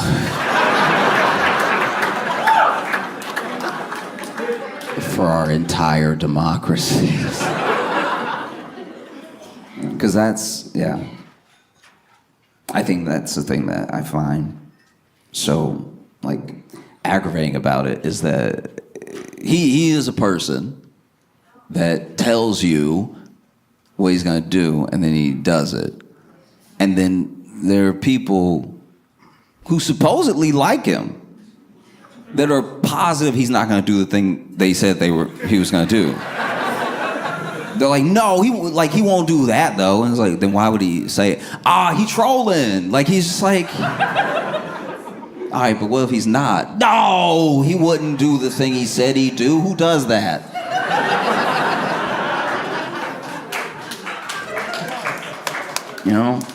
Because I'm not gonna act like I know what to do. And I think it's more important for everyone should know who, on every level, their representatives are, and what they do for you, and what they're doing for you right now. And it's easier to hold those people to account when you know who they are. You know what I mean? Like your state senator, or everything down to, like, alderman. Everything. Because it's the fact that these people go unnoticed, the fact that we expect whoever, business people, celebrities, whatever it is, to pick up the slack of the people that were elected to do those jobs, all right? Like, we're in a position now as a country that's very scary, because we look to companies to do some of the work that local government should be able to do. And now we've stripped resources from local government to the point where you do need who knows, Amazon to come in and bring in jobs, because how are we going to get jobs now? Or you need on a state level companies that you give everything to, and they give you very little for the resource that you're missing, And so now we're at a point where some of our infrastructure is completely buckled without us really realizing it. There's been such an influx of money into the economy because of AI and because of the gamble and the race to be number one in AI that all these companies are making. There's been such a rush to build and fill these data centers that money is flowing in a way that, you know, the effect of the tariffs isn't fully being felt. The economy and the like 5 top businesses in the S&P 500 are now carrying most of the weight of the S&P 500. Like we're at a point that's close to tipping, and it's very important for the people to be held accountable. They're actually accountable. You know, it gets very easy to divert and get mad at this person or notice that this person said something. Whatever it is, it's the actual people who vote on these things, who have the power to say yes or no to large companies, knowing that you know where they are and what they do, that holds them to account. As long as you are distracted or you're blaming whatever, the person to blame when it's too late, then things are gonna stay the same. You know, representatives, to me, work a lot like when you're out with your friends, and let's say you're like young too, maybe you're like 21, out at a bar or a club for the first time. You don't have any experience with this stuff. You're just the 4 or 5 of you guys all together, buddies in college, going out to like a bar or a club for the first time. You don't really know. You don't have any swag yet. Don't have a ton of confidence. All you know is you see 4 or 5 beautiful ladies across the room, and so you think to yourselves, oh, well, what should we do? One of us should say hello. We should say hello, you know, and then maybe they'll want to come over here, or maybe we can go over there, but it should just be one. If it's all 5 of us, that's just, ooh. You have enough wherewithal to know that all 5 of you approaching at the same time maybe isn't the move. 5 horny men approaching all together. Ooh, doesn't come off well. You know what I mean? If all 5 of you are... It's not gonna go fantastic, you know that. So you decide, I'm gonna send, we'll send a representative. One of us, the best of us, to make us look good. We'll send them over there. He'll charm everybody, and then we'll walk over and reap the benefits of his hard work. Or maybe he'll be so charming that he'll invite them over to our table, and then we can order drinks for us and them. But we'll know that we sent him, he did a good job, and then he'll come back to us. And so your friends, they start campaigning. They start campaigning with promises, you know? No, I can go over there. I can do it. It's like, no, listen, Daryl, you blink too much, all right? You blink way too much, all right? You gonna run up in there, they gonna think it's a bomb under them or something. You blinking too much. You blinking now. Stop blinking so much. We can't send you over there. You look nervous right now.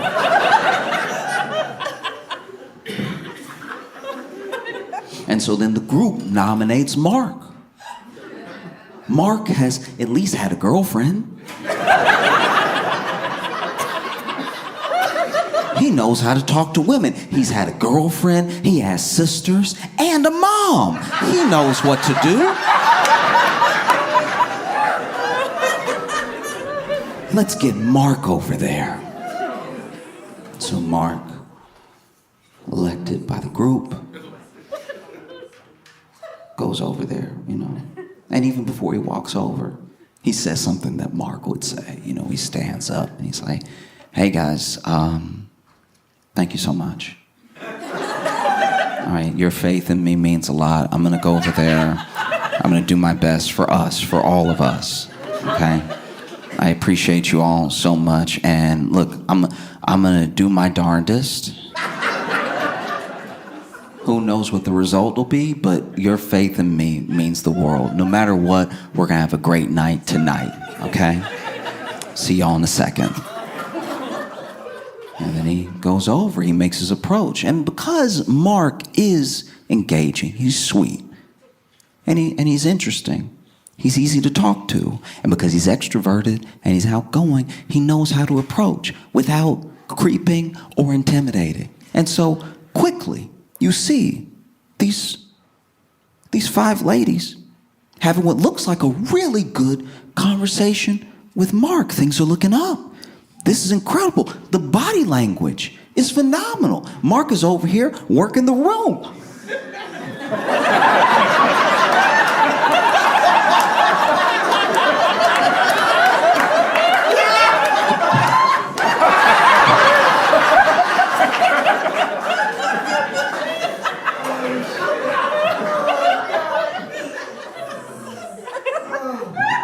And then Mark makes that motion and he points at y'all. Y'all weren't ready. You didn't know.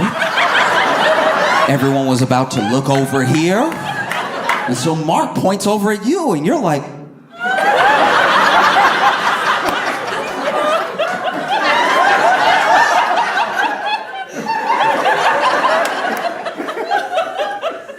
Mark turns around and keeps chatting. And after a while, things start to slow down. You don't really know why, but some nods and still a couple of laughs. And then Mark, he doesn't beckon you over. He doesn't give the thumbs up like they're about to head back with him.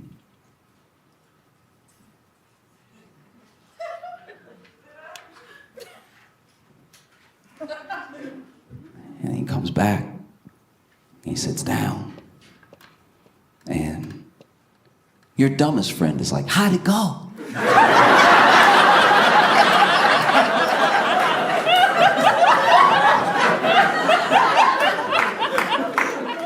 And Mark says, well, fellas, they all have husbands.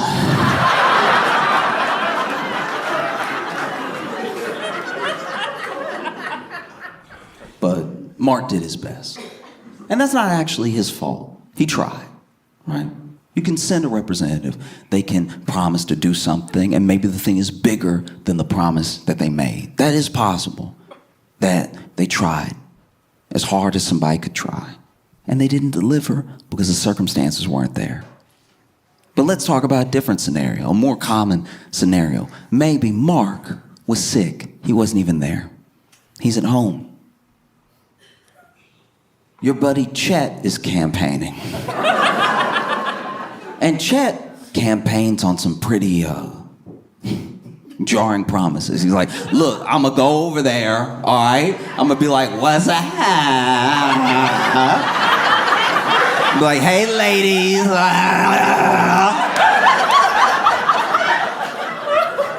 You know, that'll get their attention real quick because I'm gonna pop up right in. I'm not even gonna just like stroll up. I'm gonna walk up and then I'm gonna clear those last 2 steps real fast, really get in their face. Bow, right? Like that. What's up, lady?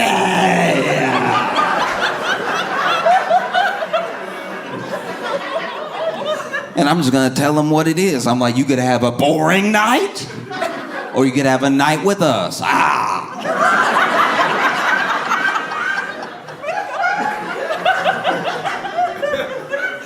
And look, Chet is the loudest. He's the loudest. He's the most adamant with the supposedly strongest campaign. And so you elect him. He unfortunately becomes your representative. And you see him off, and he doesn't give a speech like Mark did. He gives a speech like, all right.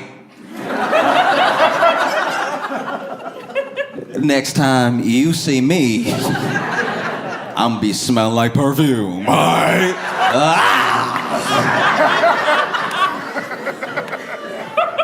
And then he walks over, and you see him walk over, and his approach is startling.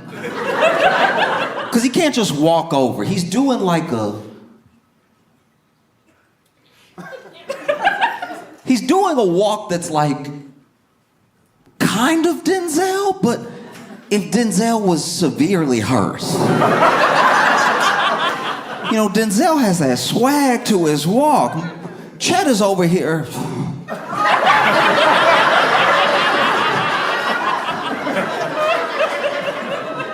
And then he does what he said he was gonna do. He walks up, and you can't really hear him, but you can see the body language.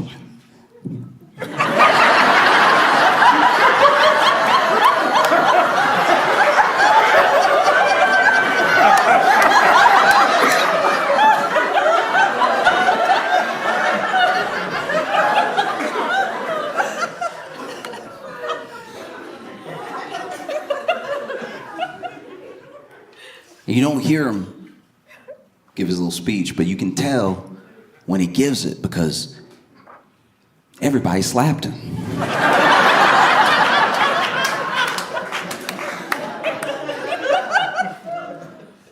And then he walks back over.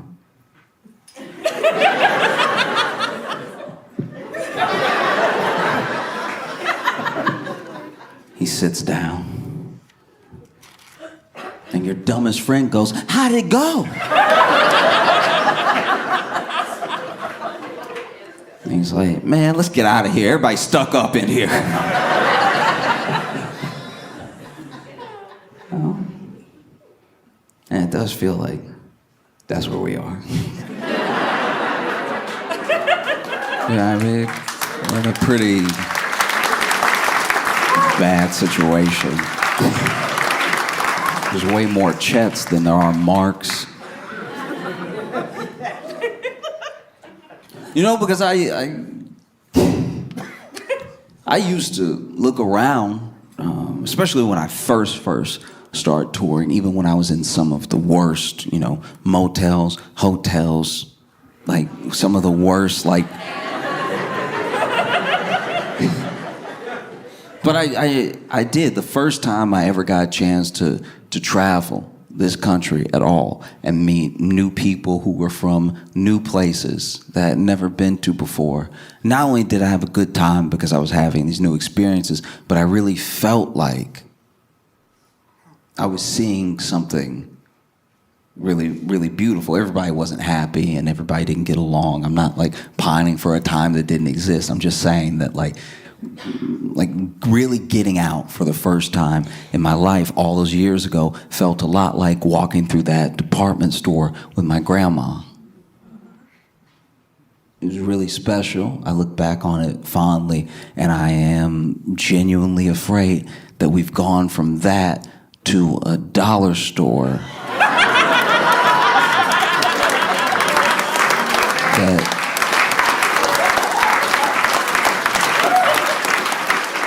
that sells 3% milk.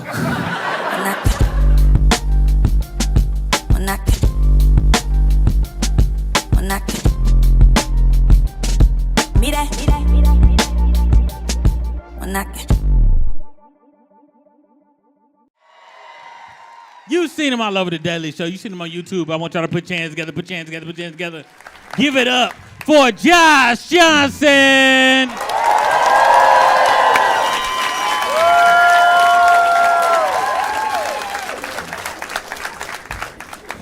My most recent obsession is this court case, this lawsuit against Cardi B.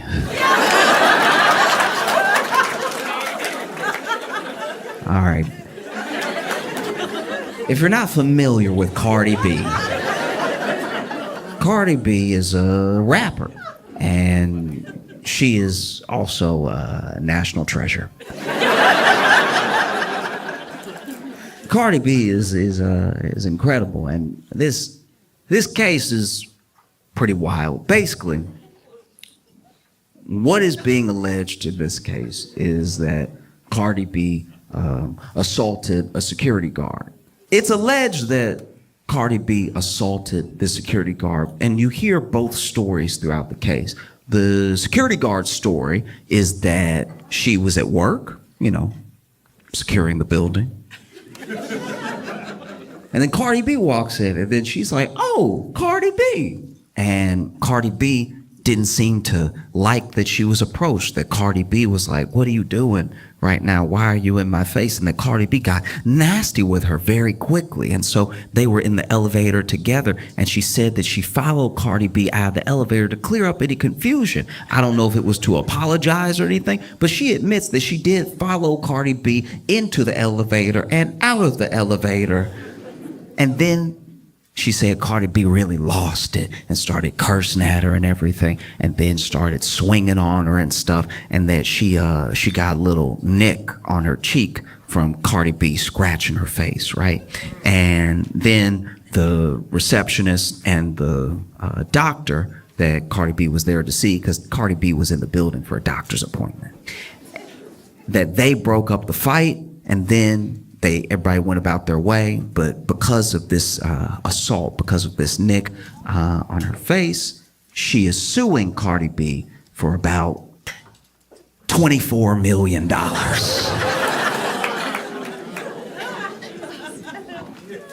I'll tell you right now, for $24 million, Cardi B could cut up my whole leg, okay? If Cardi B chopped up my leg and gave it back to me in a bucket, I would be like, "You'll be hearing from my lawyer."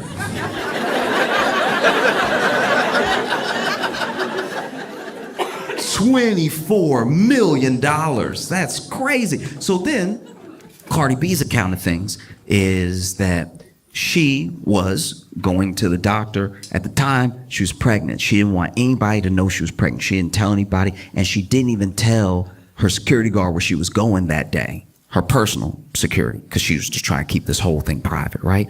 And even the doctor's office had blocked out time just to make sure they didn't have other clients coming in back and forth, and Cardi B was gonna be the last appointment of the day, right? So Cardi B shows up to the building, and then immediately she hears Cardi B. And so already that's not ideal, right? Like that could happen at any time. Cardi B is very famous. But then she is getting in the elevator, and then she notices the person who screamed Cardi B got in the elevator with her and has a phone in her face. And so she goes, "What are you doing? Aren't you security?" Because she had security on her hands. And then she's talking to her while she's in the elevator, and then she exits the elevator, and she says she can still feel this person behind her. So then she turns around, she's like, "Hey, what are you doing? Why are you recording me? You gotta get out of my face. I'm trying to go to the doctor." And then that's when the person who was recording her, the security guard, got real angry and was like, "I could do what I want. It's my phone. This is my building," which is a misunderstanding of what security is.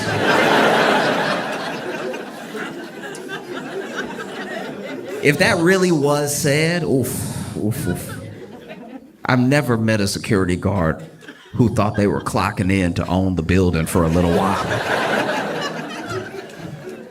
But then they got into what Cardi B says was only a verbal altercation. There was the receptionist and the doctor that came into, I guess, the hallway to break things up. But she said, "I didn't touch her, she didn't touch me," so I didn't really think of it again, Because if you don't know Cardi B, you should at least know that she's used to verbal altercations.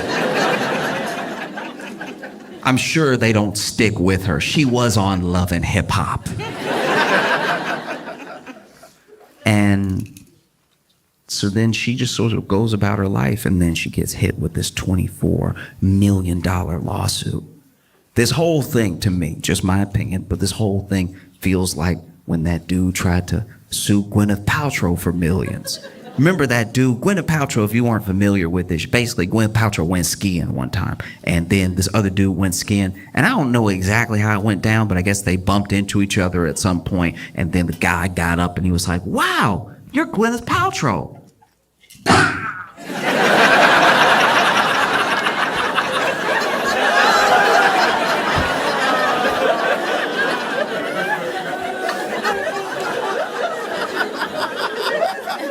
Oh, I'm ruined.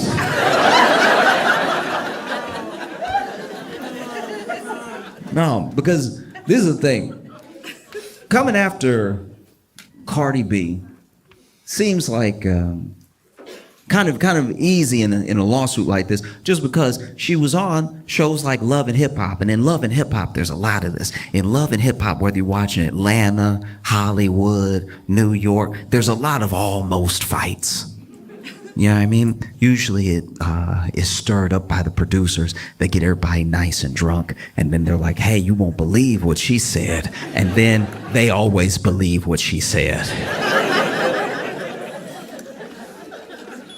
And so, you know, Cardi B's been known to pretty much never back down. In fact, there was this old case, I don't think anything ever came to it in like a court sense, but Cardi B was doing I think it was a festival, could have been a concert, and somebody threw something on stage. You know, somebody threw like a water bottle. And this has happened a lot in like the past, I don't know, people lost their minds through COVID and everything. And now people sometimes even feel themselves throwing something on stage. I don't know if it's like to get a reaction out of the performer, and every performer has a different reaction to it. There are some people who, as soon as something gets thrown, they walk off stage, show's over, and they don't even try to continue. There are some people that try to dodge it, act like it didn't happen. There are some people that try to dodge it and then try to find the person who did it and get security to kick them out and everything.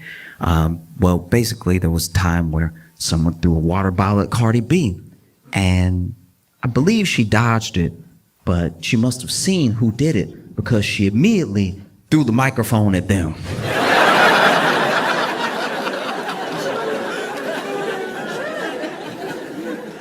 They probably thought Cardi B was gonna be some easy pickings. They were like, I'll throw my water bottle now. She's clearly unarmed.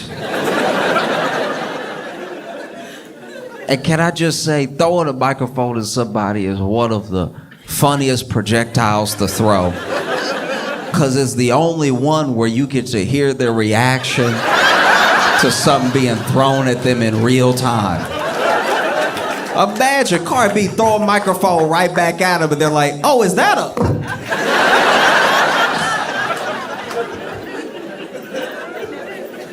Last thing the crowd hears before the show ends is a, whoa, watch out!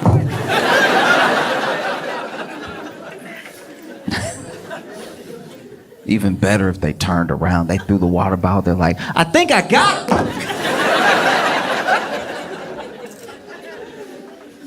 And so, well, they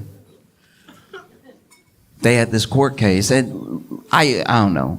Cardi B better than me. If I were me, I'd be losing my mind right now. $24 million for.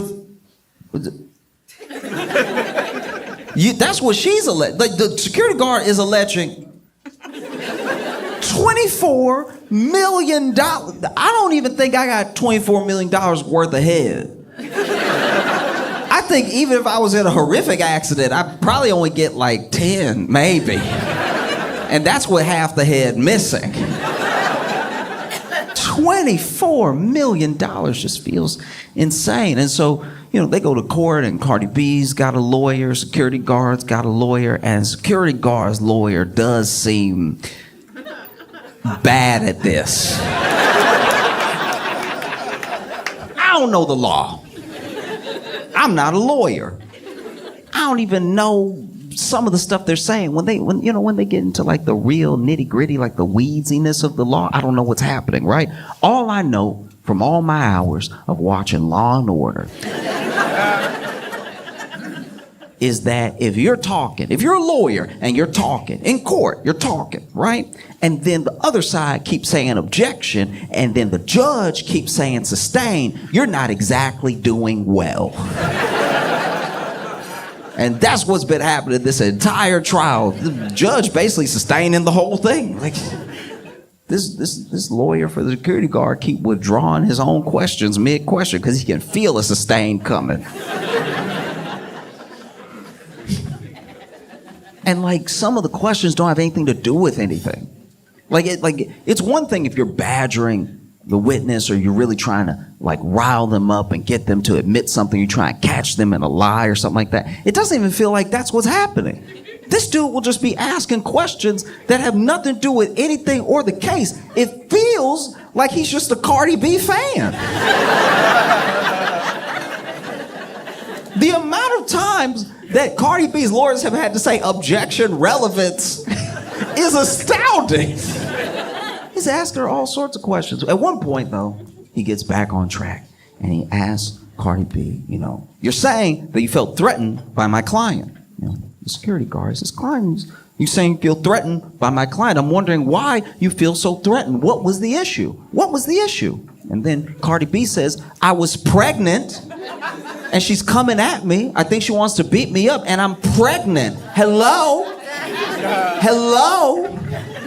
And then he goes, hello, hello.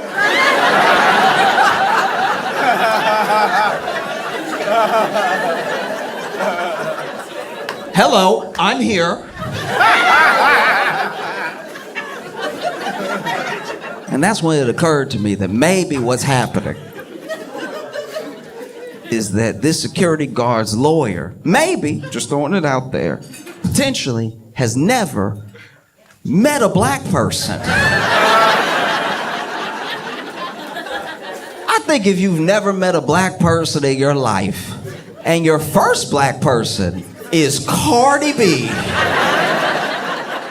that's a bit of a crash course.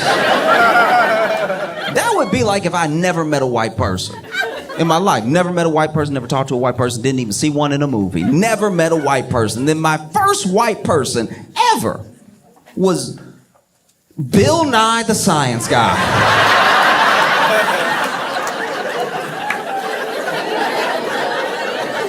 I think I might be walking away with some incorrect assumptions about white people. I think I go back home and tell all my friends and family, oh yeah, white people, they love space. No, they got a bunch of facts about turtles ready at the hip. Oh, and they love bow ties. Can't stop them from wearing a bow tie.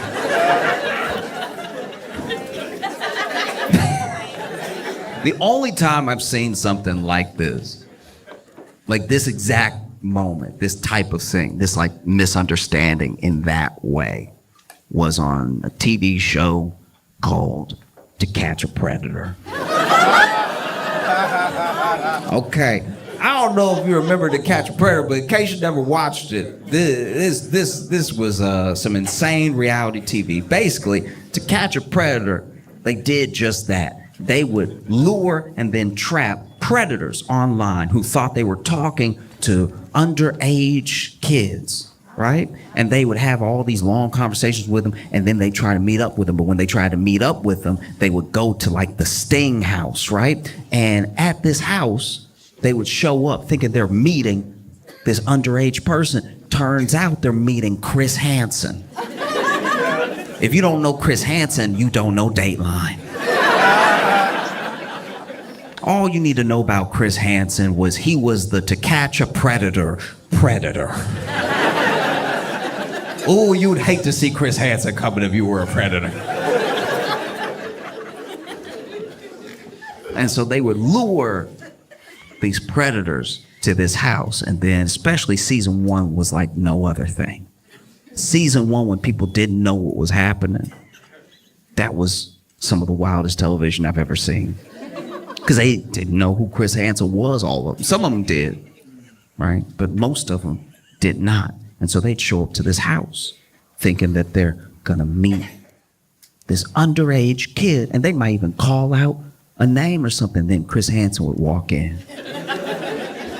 Chris Hansen walk in holding some papers and everything. Now, because they don't know who Chris Hansen is, they think maybe this is the person's dad or something. So they immediately, they feel caught, but they don't know how caught they are, right? So then Chris Hansen would walk in and be like, hi, how's it going? And then he'd tell them to sit down, and they always sat down. Chris Hansen would sit them down, and then he'd ask them what they were doing here. And they'd try to come up with some sort of lie on the fly or something. And then he would ask them how they know this underage kid, and they'd try to come up with some lie on the fly, something like that. And then Chris Hansen would be like, oh, that's interesting, because I have the transcripts of your conversation. And no matter what color they were, you watched the color leave their face.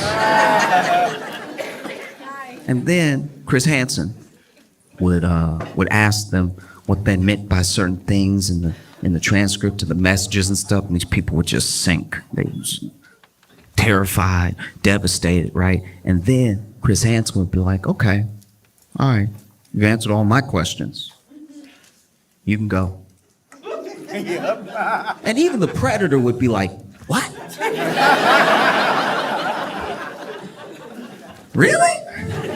Like, yeah, you can go. You can go.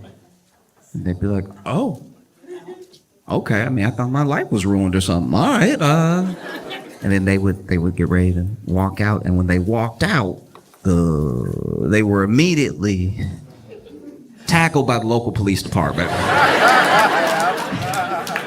And not just tackled, like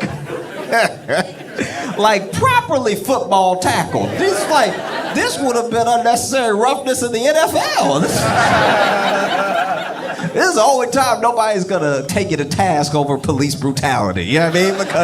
Because the police, to their credit, they would announce themselves and say, get on the ground. They were just saying, get on the ground when they were already airborne. Like, police would be in the air, legs up, get on the ground. It's like, you know your shoulder about to be in his neck. They would tackle him and they cuff him up and then they throw him in the car and they take him to jail, and then in jail they would go to the interrogation room and they'd have to answer all of Chris Hansen's questions all over again. I guess him asking was just practice. You know, and there was this one time where this guy comes in, and I don't remember what season it was, but this guy had a very interesting aesthetic. Like he was white, but he had a very like Vanilla Ice vibe to him. You know what I mean? And so he walked in, but when he walked in, he was like.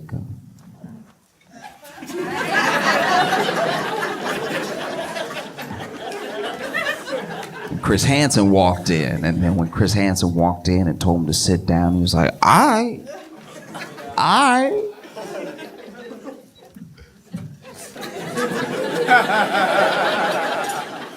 And then Chris Hansen does the thing that he does, asks him why he's there, asks him why he's been talking to this underage kid and everything. And then a thing I forgot to mention before that also happened in all the episodes was when Chris Hansen finally announced himself, where he was like, I'm Chris Hansen with NBC's To Catch a Predator. Cameras would come out from all these different rooms, right? And it was always, without fail, too many cameras. It was always a number of cameras where I'm like, there's no way all those cameras on. There would be people with cameras in the hallway because they couldn't get in the kitchen, just lifting the camera up. Be way too many cameras. And so then the cameras roll in once Chris Hansen announces himself, and then this guy sitting there pulls down his cap a little bit and says to Chris Hansen and all of the cameramen, I'm not really trying to be on TV, you feel me?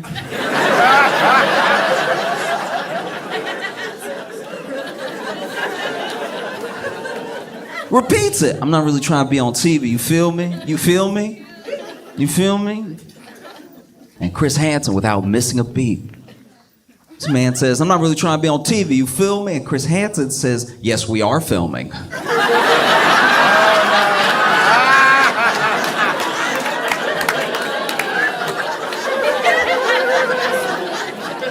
And I haven't seen such a misunderstanding until the security guard's lawyer says to Cardi B, hello? Yeah, I'm here.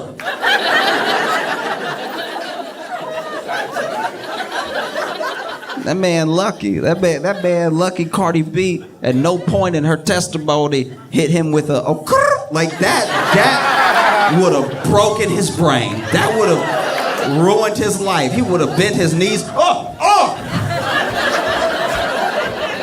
Everybody get out! What's happening? No.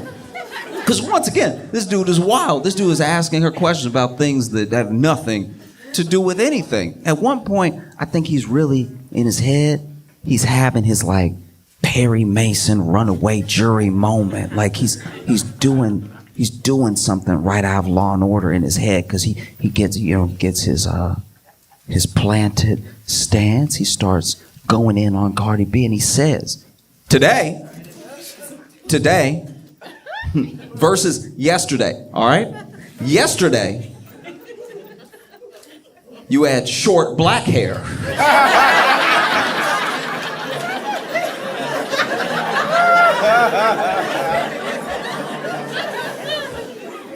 Today, it's long blonde hair. 2 days ago, it was long black hair. Which is it? I don't know why he thought he had her. That was incredible. I don't know what I think he expected Cardi B to be like, I don't know. Oh no. What's happening? I thought he probably had some follow-up questions ready. He's like, if you're changing your hair, how do we know when you're not changing your story? All right? Miss Cardamom Basil. If that is your real name.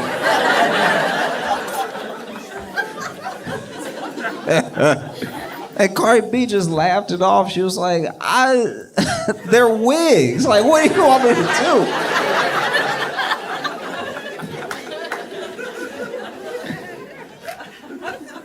And then, he gets into the stuff that's more relevant to the case, and he's trying to grill her back and forth with question after question after question.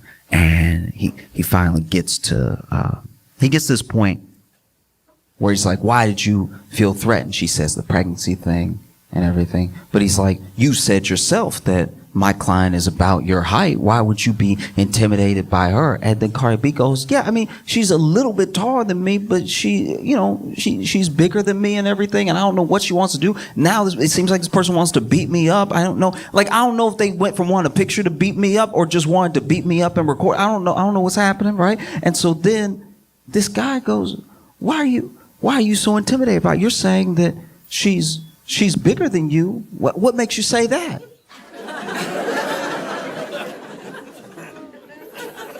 And then Cardi B goes,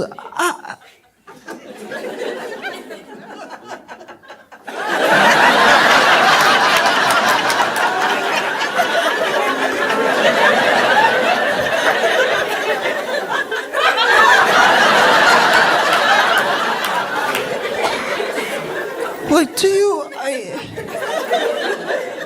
I have to say it?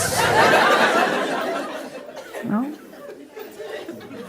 And then he's like, are you calling my client fat? Are you calling my client fat? All right? Did you call her fat that day? In fact, you called her fat that day, didn't you? And then Cardi B is like, no, I was only calling her the B word. Like, it was really just that. I didn't really have time for anything else, Sort of said that over and over again. Didn't really get to work in any other details. And this lawyer, I don't know, like even it's like now what we're getting into is stuff that I guess isn't nice, but I don't know how it helps his case, because then he just keeps egging it on. He's like, but you said that and you said other things, didn't you? You said other things. And then Cardi B, to her credit, it starts admitting everything that she said, right? She starts just repeating verbatim in court. She just cursing in court openly, just non-stop cursing in court, right? And he's like, is that what you said? Say exactly what you said. I mean, she's right here, right now. Say it again. Say it to her face. Say it again. And then even Cardi B is like, what is happening? Like, you want me to curse her out again? Like, is this one like a freebie or something? Like, I can't tell what's happening. No, it's like, no, you were so threatened. You were so completely threatened by my client. What makes you so threatened? And then she's like, well, at the time I was pregnant and I was 130 pounds. All right. And then she was like twice my size. You know what I mean? And then once again, he gets on the same thing. He's like, are you calling my client fat? And she's like, no, I'm not saying. She just, No, what? I don't know. What are you trying to say? Say it. Say what you want to say. There's no harm here. Say it. She's security heavy.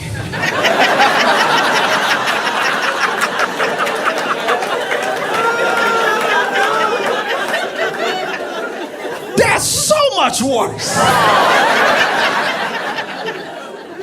And then this man keeps going. He's like, what do you mean security heavy? What are you trying to say? She's security heavy. What does that even mean? And Cardi B is like,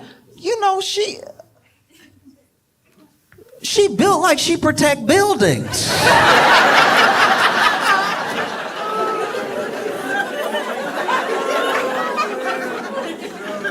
If it were me and I was Cardi B, I'd probably be sitting there furious. Cardi B better than me, I'd probably be sitting there so angry. I'm just trying to live my life. I was trying to go to the doctor privately. My business is always out there. People get paid to get up in my business and everything. And I'm just trying to have a quiet moment. I'm not feeling well.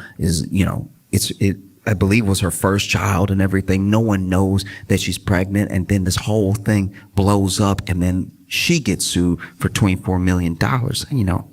She's better than me. I'd be sitting there furious at that lawyer. And if I was a security guard sitting there watching this happen, I'd be furious at that lawyer. What are you doing?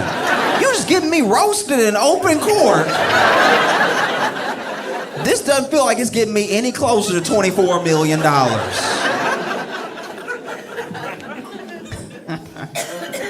Oh.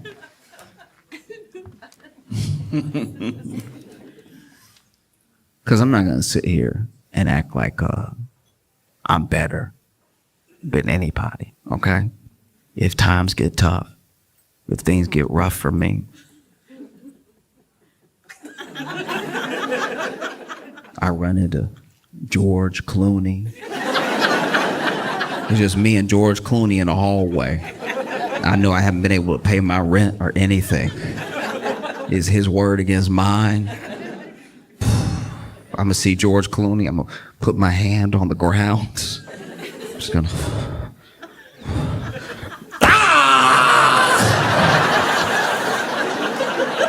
Look at what George Clooney did to me.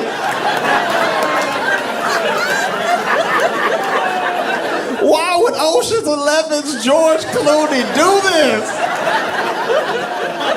I thought he was a good man. I can't believe that Ocean 12's own George Clooney would step on my hand like this. What's that you say? He still owns the tequila company?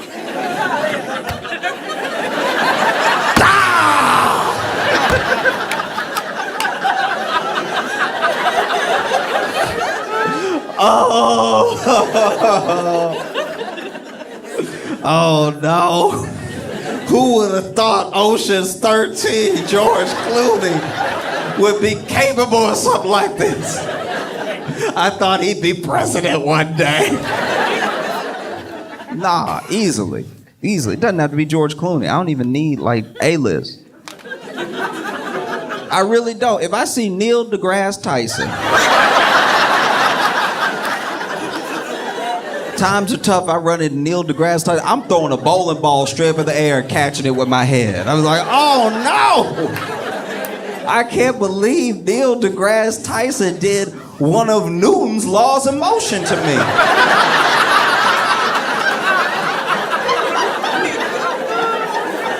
I think it was the first one. Oh. Doesn't have any popular person will do, you know? If I see William H. Macy, I'm gonna run into a wall like that dude from the show Fargo. I'm gonna run right into. If I ever meet William H. Macy, he better pray we outside.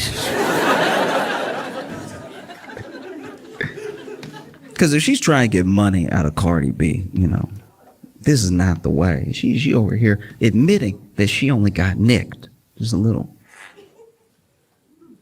That quick. That. And she said that she had to have 2 plastic surgeries. Even brought the plastic surgeon to court, and the plastic surgeon came into court with a picture, right? Now, the plastic surgeon, this is also why I feel like this case is bogus, because she doesn't have a picture of the scratch from the day that it happened. Her plastic surgeon had to come in and do a before and after picture, and honestly, I don't know if that dude, the plastic surgeon, I don't see what he did. Like, it's... Even when they tried to show the cut, like the little scar that Cardi B supposedly gave her, maybe they didn't zoom in enough. Like, I don't know but they had the little line pointing straight to it, and I'm squinting. It doesn't even look like Cardi B did $24 of damage.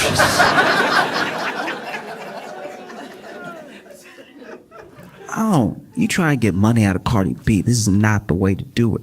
All you got to do is make sure y'all are still alone. The other problem, and the reason this whole case feels fishy, is because her lawyers, and I suppose even her, didn't want the receptionist or the doctor that broke them up testifying. That seems suspicious. If I got $24 billion worth of damage done to me, I'd call everybody who was within earshot. You know what I mean? Oh, you heard me. You remember? I was like, oh no, $24 million just fell out of my face, right?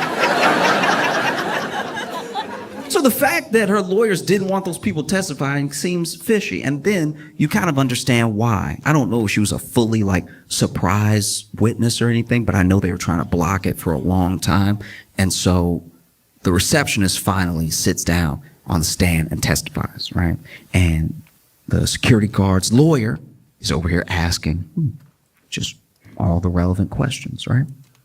And some of the questions are getting objected to and then sustained because they're a little leading. You know what I mean? Like he asked a question about how wasn't it my client's job to see fit who should and should not be in the building? And then obviously Cardi B's lawyers objected because how is the receptionist for one office building in this entire building supposed to know all the ins and outs of the security guard's job, right?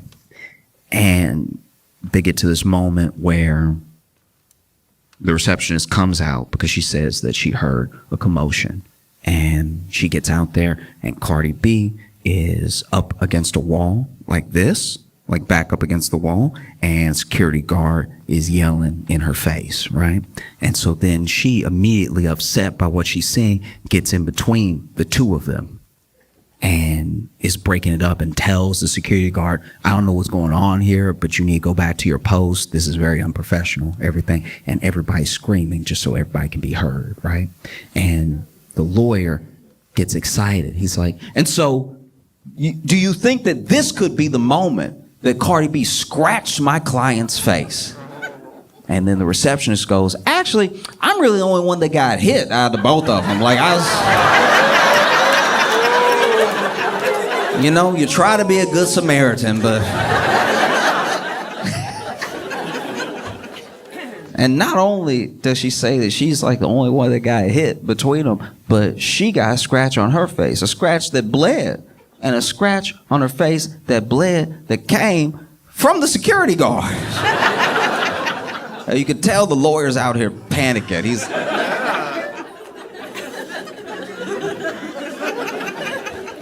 Whoops. Okay. All right. And so then he starts, in my opinion at least, sort of like badgering her a little bit with questions to try to like double back from the fact that now it looks like the only person that may have assaulted someone is his client. And so he then says, he's like, yes, but you also weren't there the entire time, so you didn't witness the entire altercation. Maybe Cardi B spit on my client before you got there. Maybe she scratched her face before you got there, but you got there and you broke it up and you say that you didn't see anything. But maybe something happened before you got there. You don't know. You don't know. And then the receptionist was like, yeah, I guess I didn't know what it was like to be there till I was there. Yes, I suppose. Like, you got me there. Because it's not just the scratch, I should point out. The scratch is the main thing, but the security guard is also, to my knowledge at least, alleging that Cardi B got her fired as well. You know? And then they had the doctor testify. And I won't say that the security guard's lawyers tried to poison the jury, because they were pushing a narrative the entire time. And the narrative was that obviously the receptionist and the doctor would back Cardi B because she was a client of theirs, a patient. So it benefits them to back up her story, right? And they even say as much while the two people are on the stand, you know? But then the receptionist says, no, actually, the security guard hit me up and said we should sue Cardi B. And I was like, nah, because you started it. Which is also not great for a security guard's lawyer. He's over here, okay, well, look,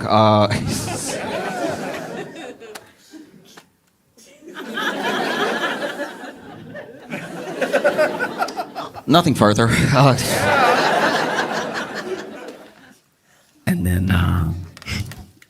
And then they had the doctor testify. Now, the doctor was the last to the scene, so by the time he comes out, the receptionist is getting in between Cardi B and the security guard. So he said he was also very upset about what was happening, you know, and he was trying to make sure this thing got broken up. Now, the doctor said, look, what I saw wasn't just unprofessional, it was very concerning to me. And I got out there, and the only thing I could think to do was try to match the body language of the security guards. I don't even know what that means, but I imagine it means he ran up out there, he saw three people arguing, and he was like, hey!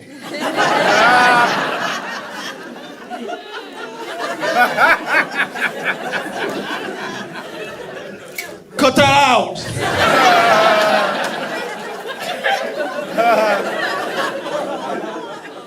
Because by his own account, it's not like he the one pulling people from people or anything. Reception has already broken it up and taken some punishment, and so...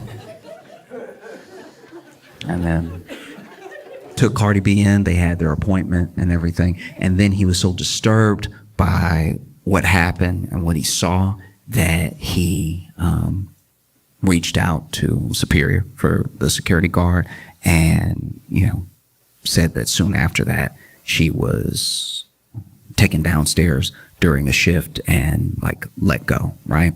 And that also doesn't look great for her case, because she alleges that Cardi B got her fired, and now this dude in open court was like, no, it was me. It was me. It was me 100%. And I guess I'm just coming from a place of like, if you really wanted to sue Cardi B for $24 million, you don't wait until there's other people involved that are all gonna have different accounts of what happened. If you wanted to sue Cardi B for $24 million, you just walk up to Cardi B before she gets in the elevator and say, hey, Cardi B, how you doing? And then throw yourself down some stairs. That's gonna be the easiest way to do it, you know? Throw yourself down some stairs, all the while screaming out Cardi B singles for every step that you hit. You finally hit that last step, you're like, oh, why would top charting artist Cardi B do this? Oh, she's really about that life. These are bloody shoes.